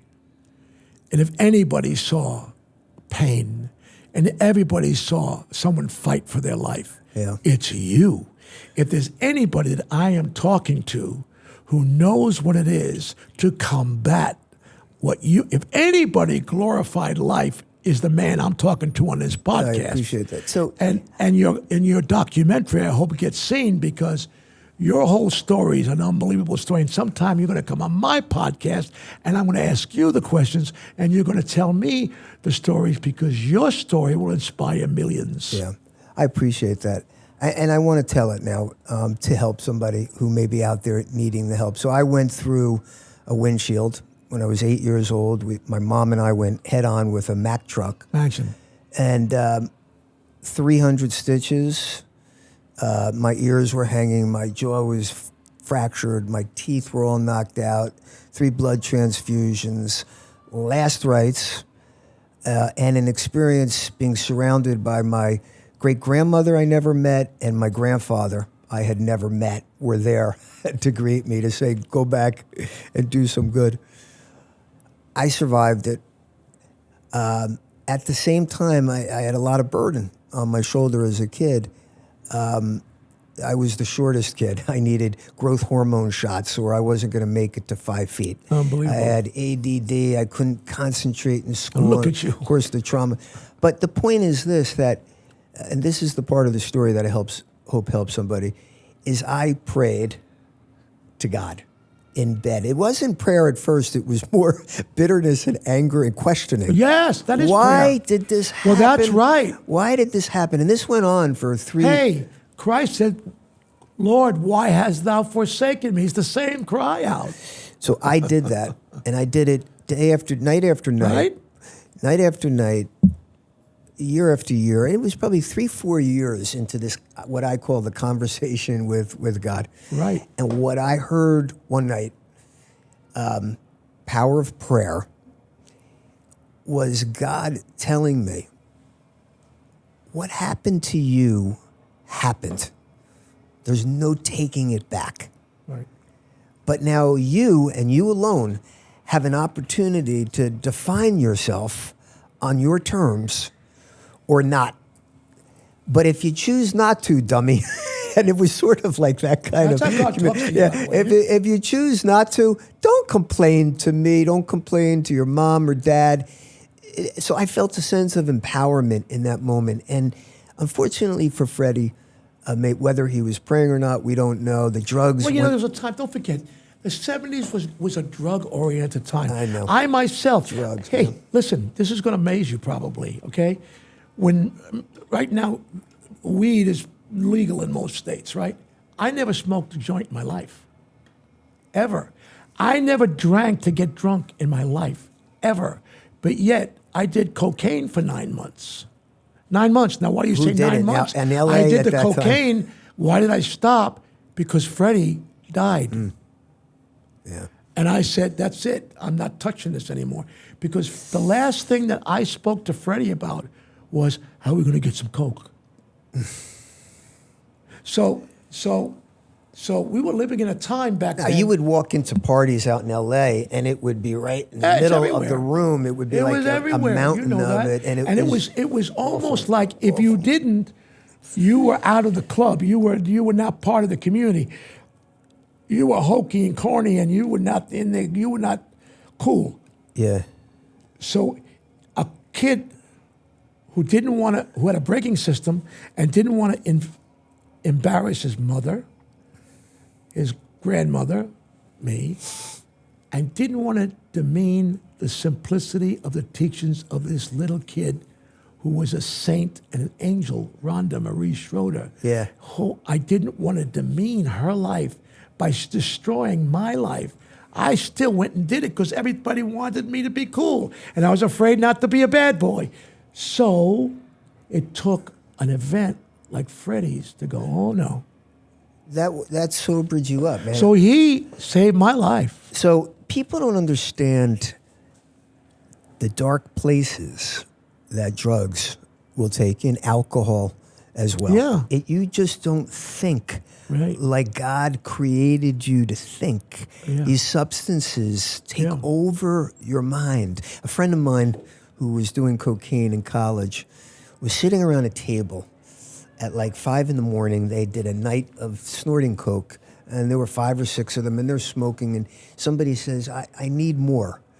And someone else says, where do we get more? And another person says, yeah, we got to get more. And at some point, one of them said, this drug should be called more. Okay? Yeah. It takes control. Well, because it's like an animal. Coke, as I remember, you get to a point where you've done this with it, and then it gets to a point where it doesn't go past that ceiling. Yeah. And that's why I got to get more to get past that ceiling so I can do this. I think that's what you're saying, right? Yeah, it is. And now this takes us to an interesting place. You befriend, I think in '76 or so, Gerald Ford and Betty Ford. Tell us about that. President Ford. They became an extended family. I mean, my grandmother was my grandma was me and my mom's mom. She raised us together, my grandmother, Mamita. So I decided to put her on my television show. Freddie Silverman, the president, says, what are you, crazy? You know how much it is to do 15 minutes of network television? You want to put your grandmother on? I said, I think it's going to be a great moment. And it was.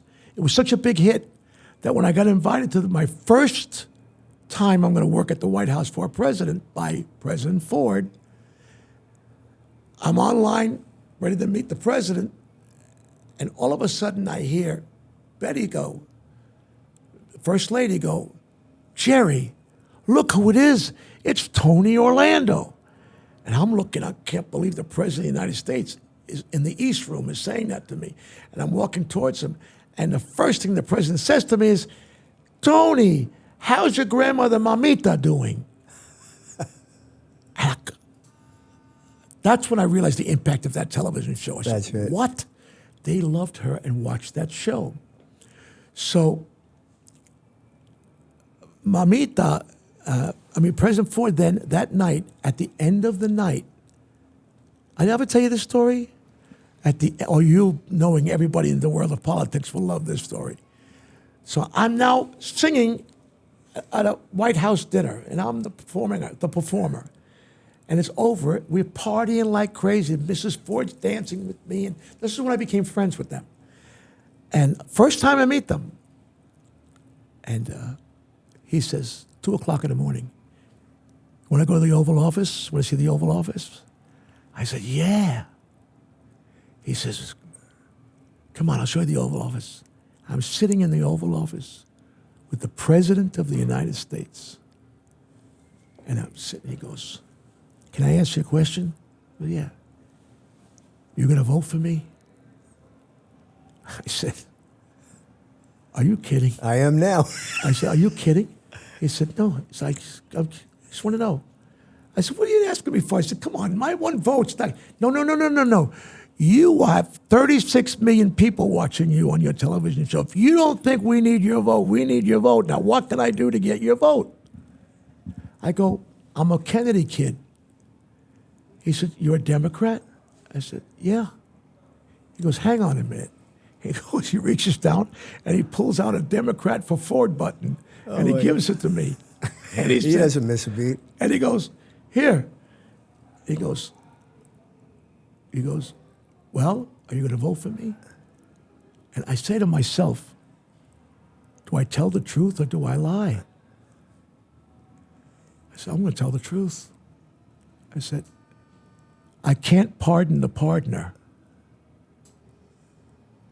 Wow. And that's how a lot of people felt. And he goes, He heard that one before. and he goes, you want to know why? I said, Mr. President, because no, I want to tell you why. 2 reasons. One, if you knew and had good friends for 35 or 36 years and they got in trouble, would you assist and help them? I said, definitely. You know their family, you know their kids, their grandchildren. Would you? Yeah, he goes, that's the second reason. The first reason is I was never elected for this office. I was put in this position. There's a dark cloud hanging over this cloud with Watergate. If I don't get that cloud off this White House, what we're going to do is talk about this problem Right. and never be able to govern this country. So he felt like he had to do it for the country to move forward. So I said, when do we get started? He said, do you know Sonny Bono? I said, yes. He said, do you know Cary Grant? I said, yes. He said, they're also going to go on the road with me. I said, okay, great. He said, you're a Kennedy kid? I said, yeah. I said, I think they were the great. So out of that moment, we struck up a friendship. Being on the road with him, I found him to be not the president of the United States anymore, but no different than you and me. The same problems, the same things that we have, the same wishes we want. We want our kids to be good. We want no pain in our family. We want our country to be happy. We want to love our country and love our God. And that's when I learned that people in politics are not politics in people. And that's when I learned this one. There's a very thin line between the love of power and the power of love. Yeah. When you start out, it's the power of love. You love this country. And many of these guys who become president and they cross the line, they become the love of power. Power corrupts. And they lose what they got started out to do, but it all starts with the power of love. Now, talk Boy, about... am I talking a lot today. Betty Ford, what did you have to do? Were you the one to help... I'm sorry? Were you the one to help Betty Ford recognize that she had a problem? I did. I was with the family. Got I didn't recognize it. We all recognized it. This was the I remember being at an event, and Susan, who was a friend, her daughter, was a friend, and her sons we were sitting there, and we were watching Betty fall asleep on one of the, she was like falling asleep, and I never forget this. Susan said, we got to have a talk with the family. What do they call it? Intervention. Yeah. Right. And they did the next morning, and that was the change. But then she went on to start the Betty Ford Clinic and saved And so then when I many had my lives. breakdown, who do you think the first person to call me to go public with it? Betty Ford. Betty Ford. She called me up and she said, Tony, you went through this breakdown. You need to talk about your problem, what happened, because that you could help millions of people. And she was the one that got me to come out. I don't want to fawn upon you, oh, you're a big celebrity. More importantly, you're a humble, talented man, really, that's reached the pinnacle. But the important part is you've touched so many lives, whether it's through music or it's a story like that. And you talking about your problem and helping so many people to overcome adversity. And then, of course, we'll get into it before you leave, your help with veterans. But it's something that you ought to feel, and I'm sure your family feels a lot of pride around. It's amazing, and I needed to interject. I got to... you do the same. Yeah, well, I try, but I'm not... You're good with compliments, but you can't take a compliment. Nah, it's not that. Let me tell you something. You got to learn to take a compliment. Because the truth of the matter is, if you don't hear when people appreciate what you do, when you don't take it in... Yeah. You're a loser. Yep. Because I appreciate what you that. did, what you've done to this, what you did for those people sitting out there wasn't me. Look at what they sat under. Look at the screens. Look at the color. Yeah. Look at the creativity. Look at this room we're in. Look at what they experienced because of your heart. Yeah.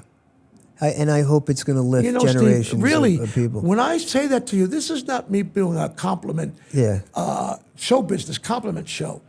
This is something... I accept it. I hear it every night from my mother. This is the reason podcasts are important. You want to know why? Because television shows were scripted. Yeah, that's right. It's not real. Podcasts aren't scripted. Yep. Young people like that young man over there watching this and working this set. That's cute. He's shaking his head at times because he knows what's real and isn't real. He sure does. And when he sees a podcast, it ain't some guy writing a script in a room on a television show. You know, the first time he heard me, he nodded. Okay. Am you're I okay. right? He's like, you're Young real. man? You're keeping it real. It is about keeping So it when real. you talk like that, I swear to you, because you're a humble dude, but you people who watch his show, his podcast, someday get out of him. Maybe it's one of these young workers that work with you. What you've done in your life, because it's going to, like Betty helped me, I'm going to help you. You got to tell those people what you've been through, Steve. Yeah. Because honestly, you changed me when I met you. You are a beautiful human being. And it is about the Q's and the P's. The P and Q, that's my combination over here that oversees the show. And it is about lifting them and trying to get them to be the best that they could be and for the greater good. Because we got away from that in this country, didn't we? The greater good, lifting each other. And I have a theory about it. I want to hear yours because we promised we would talk about how the world has changed in many respects for the You know better. what's changed the world, period? 24 news cycle shows. One of the things. You know one of the things that's changed at all? Yeah, us is you versus got them. Fox, CNN, Yeah. all these people become experts. Since when do two comedians and the two women on The View become experts on politics? These are two comedians. We have too many What people. What are we talking about here? We're not talking about two people who have run for office and done anything. Yeah. They made people left. Now all of a sudden, this is what the president should do. And these people out there watching them think they know what they're talking about. Well, it's beyond You them. get talking heads fighting each other for 24 hours, you're not going to get a good result. So here is, thank you. I feel the same way.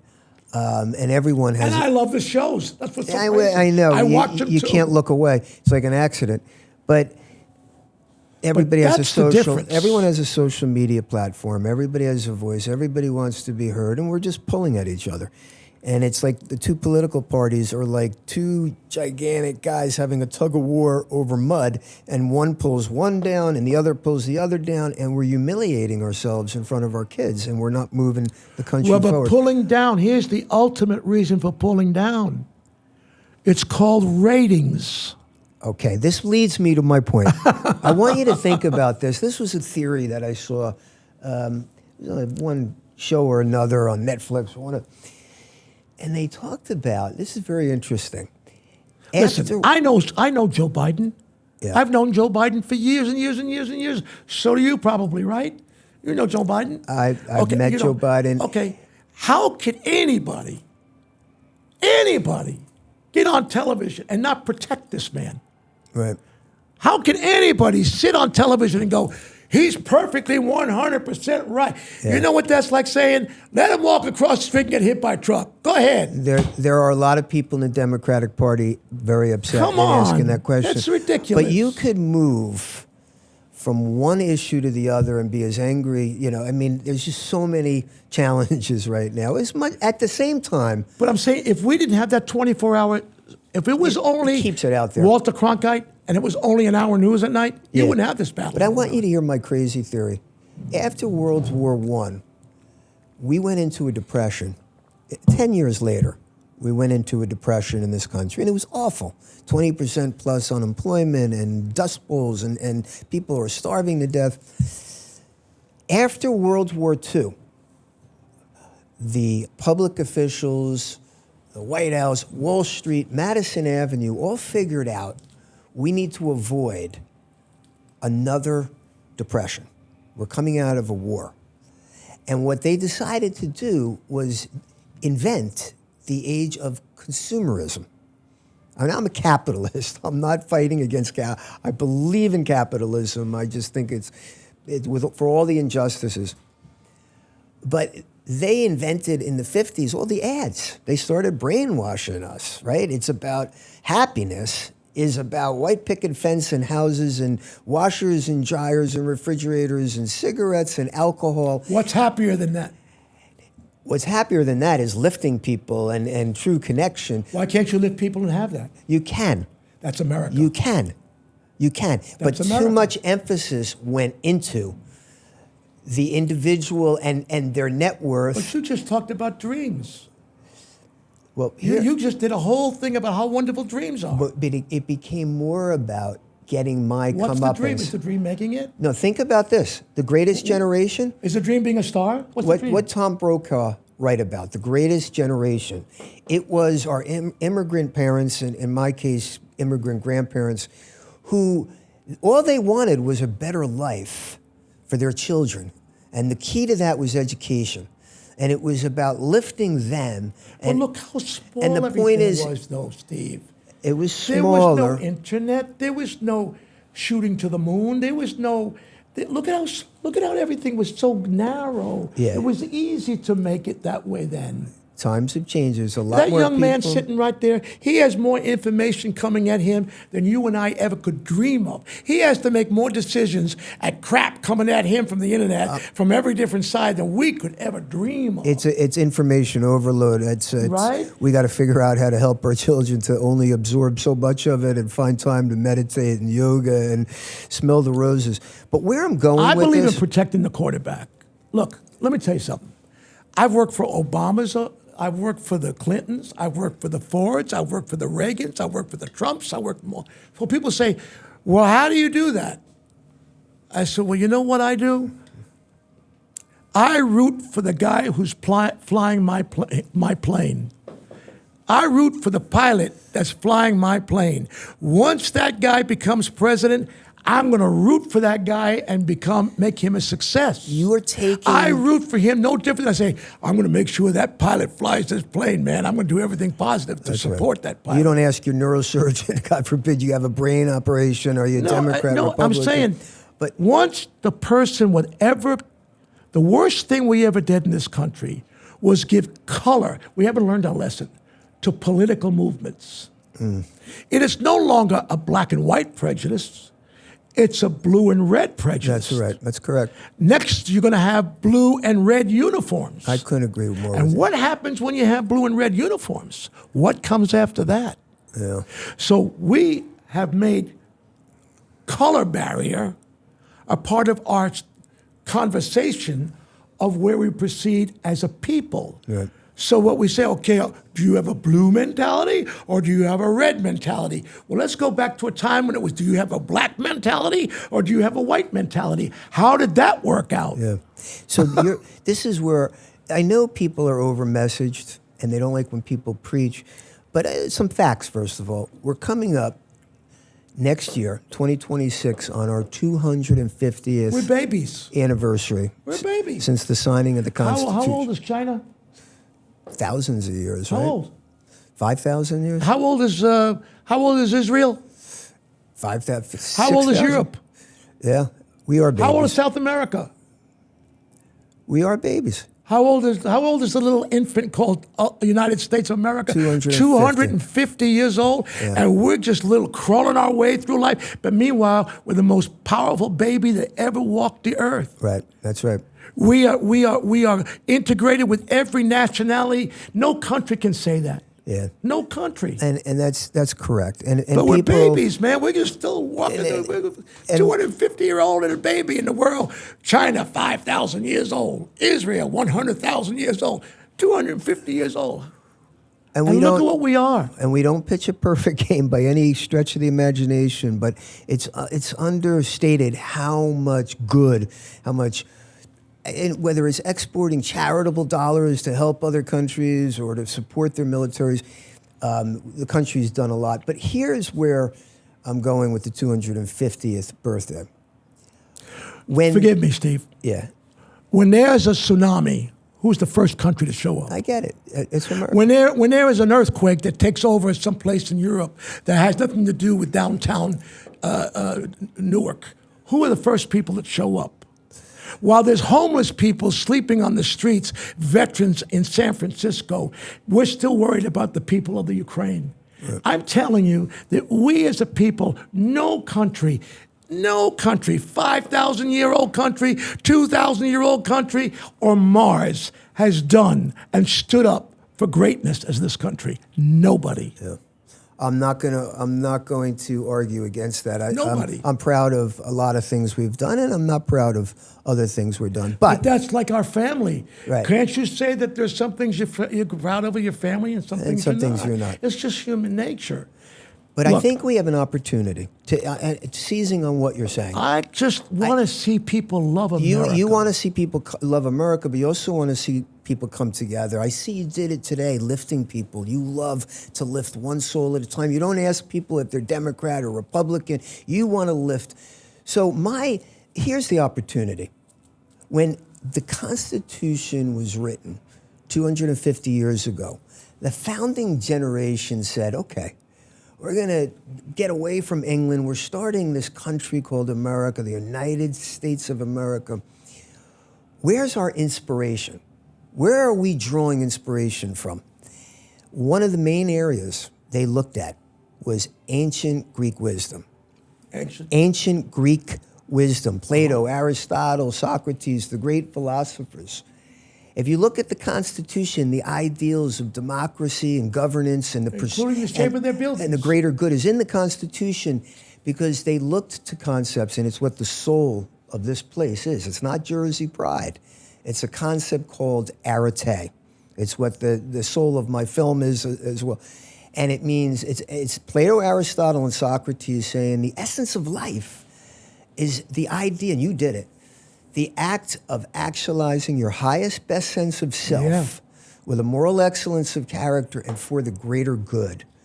So I think 250 years later, we're so fragmented. What an opportunity to go back to the basics, to try to convince leaders and try to convince people.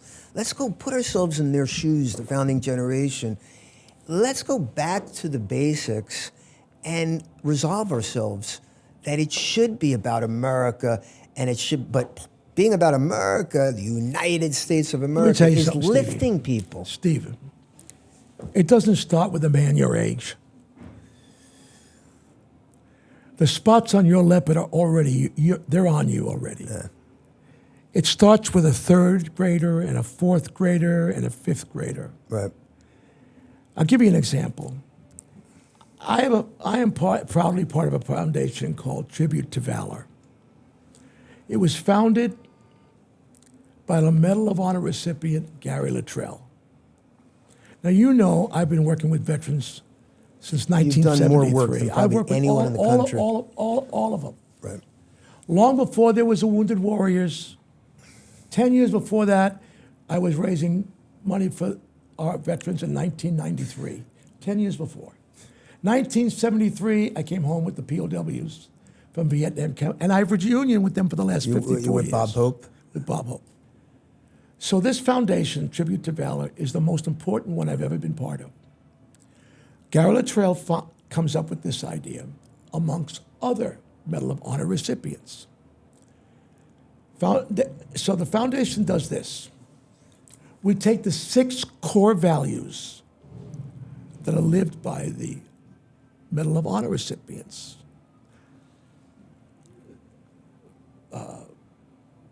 Starting with integrity, Right. sacrifice, commitment, courage, patriotism. We take those core values to the schools in America. Right. We have them speak about living those core values. We ask the schools to do each month on each core value. So this month, we're going to do a month on patriotism.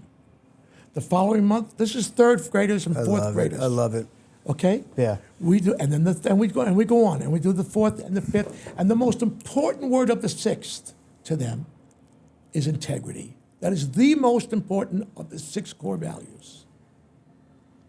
Sacrifice, courage, patriotism, commitment, Yep. integrity.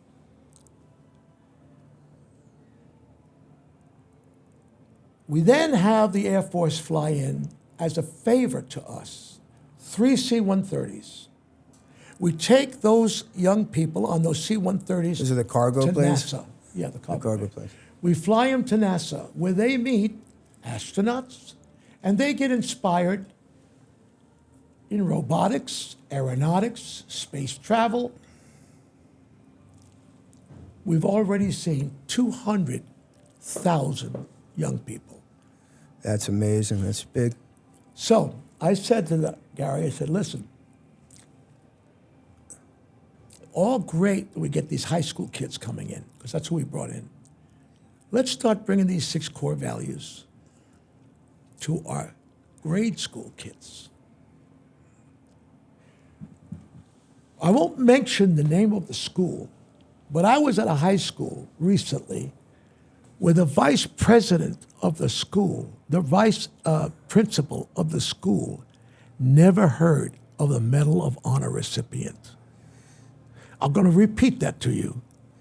The vice principal of a huge high school didn't know what the Medal of Honor was. It's sad. Think of that. I know. Think of that for a second. So, I believe in my heart, and I learned this from Ray Charles, simplicity is genius. The simpler it is, the tougher it is to communicate to people. But the simpler it is, when it has impact, it's the most profitable. So what you're doing is brilliant, and keep doing it and keep making it bigger and bigger. I'm running on a parallel track to what you are. I'm working with the Edison Foundation, the Thomas Edison Foundation. Would you join us, by the way? Yeah, I would love to. I would love to have you join us. Absolutely. And we go to areas where kids, they've never been on an airplane. No, they poor kids. They come out. If I showed you tapes from Tribute to Valor, and you see young people go, I swear this is the truth, Steve. I can't believe it. I know what I'm going to do now. Yeah. It's unbelievable. I've been on Save the Children missions. When you see kids being impacted in a positive way and they're grateful for it and their parents are grateful for it, it's tugs at your heartstring like nothing else. You know, Gary Sinise and I started something called He's also Snowball done a lot of Express. work, yeah. We started that together. With veterans. With Jim Palmersheim. But I want you to American tell me Airlines. if you think this idea is simple and powerful enough. So I formed a partnership with the Thomas Alva told me about this, Edison yeah. Foundation for the 250th birthday, and we're going to start promoting this the end of the year. We want to ask children in America to answer 3 questions that will help them immeasurably in their life. Number 1, what does this country look like 250 years later after the signing of the Constitution? The good, the bad, and the ugly. Because we want them, the notion here is that you want children to know what are the existential threats, whether it's AI, environment, nuclear, but we also want them to see the good. We want kids to see what they have compared to what kids had 250, or adults had 250. We've come a long way. So it's the good, the bad, and the ugly. And you know from gratitude. Gratitude is the mother of all virtues. So that's the first question. The second one is, what are you going to do to help form the more perfect union? Okay? Because we want every child to know that it's going to be incumbent. You're a shareholder. I told my 15-year-old daughter about this conduct. She said, you want me to help you? You guys screwed this country up. Why should I help? I said, because you are an owner, 1/300 millionth. You guys made this country great. Right, and that's part of the good, bad, and the ugly. There's a lot of good things. Why are we going to go always to the ugly? Yeah, exactly. Well, that's the good, bad, and the ugly part. What are you going to do to help form the more perfect union? And the third part is, what's your arete? What is your highest and best sense of self? Who are your heroes? What wisdom do they have to offer? And, what's your plan to realize? So those 3 questions, I pray we can get as many children as possible in America. That's the key, is the future is the children. Yeah. You know, the greatest love of all, the Whitney Houston song. You read that lyric, going back to Clive Davis and reading lyrics.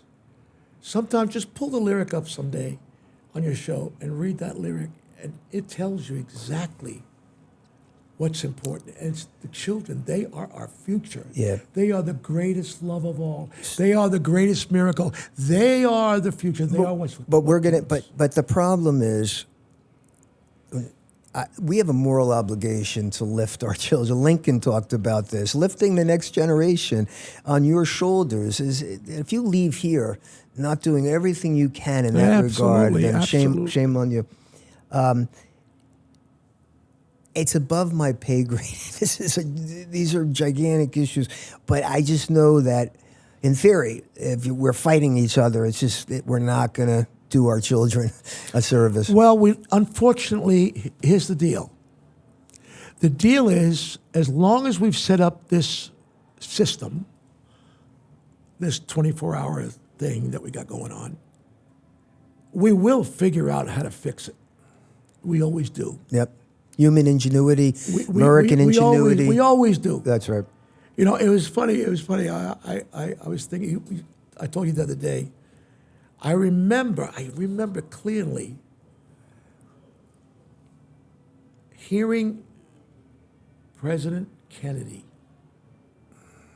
talking about, ask not What you can do for ask not what your country can do for you, but what you could do for your country. Well, that's very much what is now the other side mantra. Yeah. It's interesting. Small government. And yet I'm hearing about the war and this and that. No different then than I'm hearing now. It's not changed. You know why? Because the tools for election have not changed. The tools to win the election have not changed. No. If you think about it, every time you've watched the presidential election, it's been the same mantra, the same talk over and over again. It's the economy, stupid. We can't buy eggs. We can't buy this. We can't buy more oil. It's the same thing over and over again. They're not talking about integrity, courage, sacrifice, commitment. You know what I'm saying? Yeah. Those core values that really count. Those are the ones that really count. Well, we got our work cut out for us. And listen, anybody wants to reach the pinnacle, and you know this, you have to fight for your highest, best sense of self. You got to peel yourself out of bed in the morning. We're going to have to fight for our highest, best sense of America and to lift children. So we're sitting in a building right now called the American Dream. Yep. And you know the point of the film about my dad and mom. My proposition is the American dream is still alive and well. Yeah. It's just a messy proposition.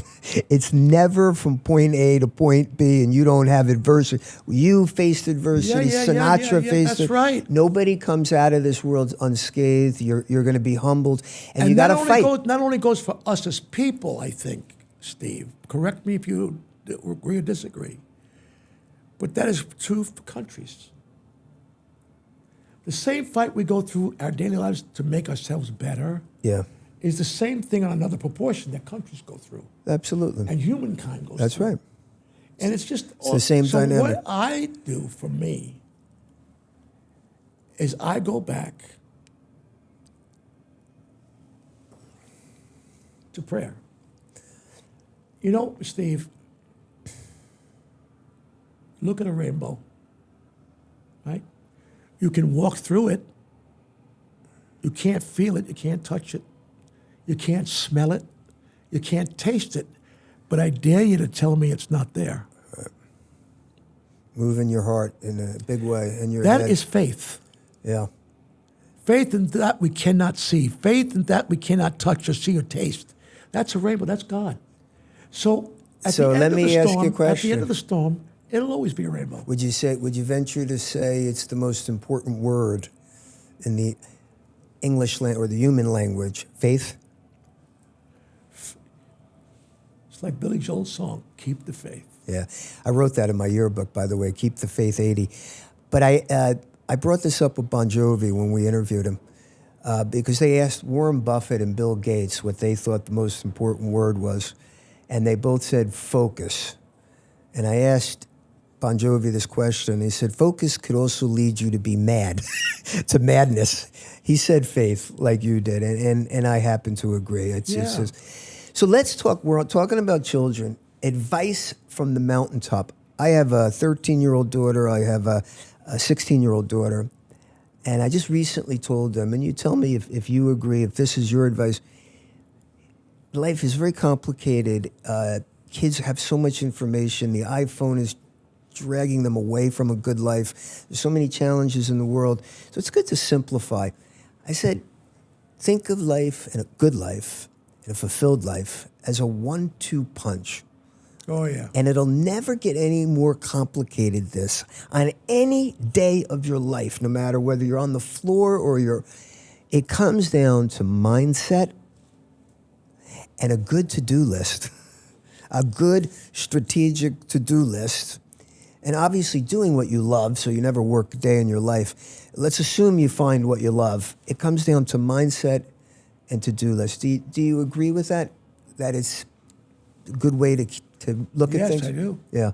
What is your advice from the mountaintop for a child who is growing up in Union City right now and is challenged on one level or another? Advice to them? Yeah. I don't think they'll listen to the advice I give to them. Why? I think advice becomes almost like, oh, here we go again to a kid. Preaching. I think that kids learn by what we do, not by what Actions. we say. Yeah. How I behave in my home, how I behave to friends, how I treat my family, that's how they learn. I don't think they learn from somebody saying, now this is what you should do. Yeah. I don't think so. Maybe I'm wrong. Well, I'm a big believer. Your behavior. This place is about heroes and wisdom, and I've succeeded in life in large measure because I've read a lot of biographies, I've watched a lot of documentaries. I am drawn, you can tell, to what someone like a legend like you, how you did it. So I think for a lot of people, they are willing to be preached to, but I think that's true. No, I have to take that back. I think that's true. But there are a lot of people. I think that's true. But when you say children, yeah, well, if they're too young, yeah. As an example, when we bring the kids down to NASA, we don't preach to them about aeronautics or robotics. Right. We just let them experience it. Right. And it's up to them to either be inspired by it or not. Now, if I were to say to that same group of young people, now this is what I think you should be doing, is you should be thinking about flying planes and going to outer space. I don't know how much attention I get, but if I just play it out and they're sitting there and they're watching, much like they're watching this podcast, the power of their own intelligence takes over, their own dreams takes over, meshing together with agreeing or disagreeing with us, and how we behave as people. Yeah. See, what we are doing here, you and I love each other. You and I have a mutual respect, even when we disagree on things. That's right. You know that Because I know my you're a heart, good person. and that's what it comes down to. Right. Period. Right. It's just simply how we act as people, how we behave. What we say is not necessarily. You know, I just realized looking at you. Yeah. You know, you look a little bit like Sinatra. I've heard that before. The eyes, the This blue is eyes. the first time I've looked at you. There was a certain look that you just did. I said, man, there's a little Frank there, boy. Yeah. Yeah. Well, I can't sing like him, I could assure you. He lived in Hasbrook Heights like I did. I know. Yeah. From Hoboken originally. You know, children do. Well, we've covered a lot today. We really have. You know, you have to come back for like 1 or 2 more shows. I could have you talk for an hour about Frank Sinatra and Johnny Carson, and we've got to do at least 2 more shows. There's a guy, you might know him. His name is Ken Abraham. He's won, he's been 19 New York Times bestseller. One of them is Beautiful Desolation, Buzz Aldrin's book. He wrote that. And if you remember Let's Roll, Beamer. Yeah, Todd Beamer. He wrote that book with the mom. So that's 13 New York Times bestseller. Well, we're writing a book right now, together. He's writing it with me. Wow. And the book that he wants to write is a storytelling book. And the book that he wants to do, because he feels there's a thirst for storytelling, and I think he's right. And what he wants to do is do exactly what you just said. Okay, Tony, tell me what your experience is with each one of these 9 presidents. Tell me what your experience has been with each of these 20 comedians that you worked with and opened for you, and 2 of them who you saved their careers. One of them is George Carlin, the other one is Rodney Dangerfield. Yeah. Let's talk about that.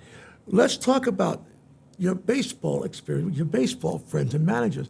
We're starting to find this incredible thirst, not only to hear the story, but for me to tell the story. You know, I had a conference call today with the Lenox Hill, which was a Netflix hit show with their team and Northwell Health, and we're partnering to do a screening of Lucky Jack, probably January, February of next year, hopefully at the Beacon Theater, 3,000 people. And they said, for us, it comes down to storytelling. It's telling a story. And when you think about it, humans distinguish themselves from animals by telling stories. Yeah. That was a big part of our evolution. So that's what we do here at the Hall of Fame. And I got to get you to come back I'd and come tell back more. with you. I've never enjoyed a time more on a podcast. Yeah, you're the best. I enjoy you. Yeah. There's no area where you are afraid to go. Your ultimate mission is to inform and to inspire and to make people think, and you give them the gift of that. Every time you have done something in this building, I see there's a lesson here, and there's a giving here, and I want you to know something, that as hoarse as I am, I would go down to a whisper if it meant I could sit here and do your podcast anytime you want. I love you. You are coming back. It would be an honor. Brother. And I hope I didn't keep you guys too long. We're sitting here waiting for a car to take them home so they can go watch a baseball game and watch Aaron Judge hit a home run or something. I'm going to start already. When you leave here, I'll be starting to think about, all right, when can I get this cat to come back, man? We got to do this again. I'm going to think of 50 subjects that I didn't cover. And you know what? You're a documentary guy. Yeah. If you're interested and that book becomes something, let's think about that. Your book, and nothing would make me happier Let's to work think about with that. you on that project. That'd be something. Because it brings everybody, it brings presidents, Sinatra, Elvis. Let's think about that as a documentary. We're going to do this. Okay? An idea was born. Hey, right look, here it just and now. happened on television, on a podcast. Get me an attorney. I want a contract right now, ironclad. I don't You know what? about- You want to see the contract? You want to see a real contract? Come here. Yeah. That's called a contract. All right, I love you, pal. And this is amazing. One final thing, I'm so excited. Even though this podcast will not air, we're launching Legends of New Jersey in the fall. But I'm excited to see you on Thursday. 12,000 people. There's not many human beings that can get 12,000 people to come and watch them perform. And I can't wait. PNC Arts Center. And I'm so sorry I missed Mohegan Sun, your finale. And there was 12,000 there as well. 12,000 there. The energy that night. And was- Lionel Richie came, and Adam Sandler came, and Priscilla Sandler. Presley came, and my friends all showed up. Legends of New Jersey. You truly are a legend from New Jersey. No, I'm just Tony. Take the compliment. Thank you, brother. I'll accept it. Thank you, sir. You got it, buddy. God bless you.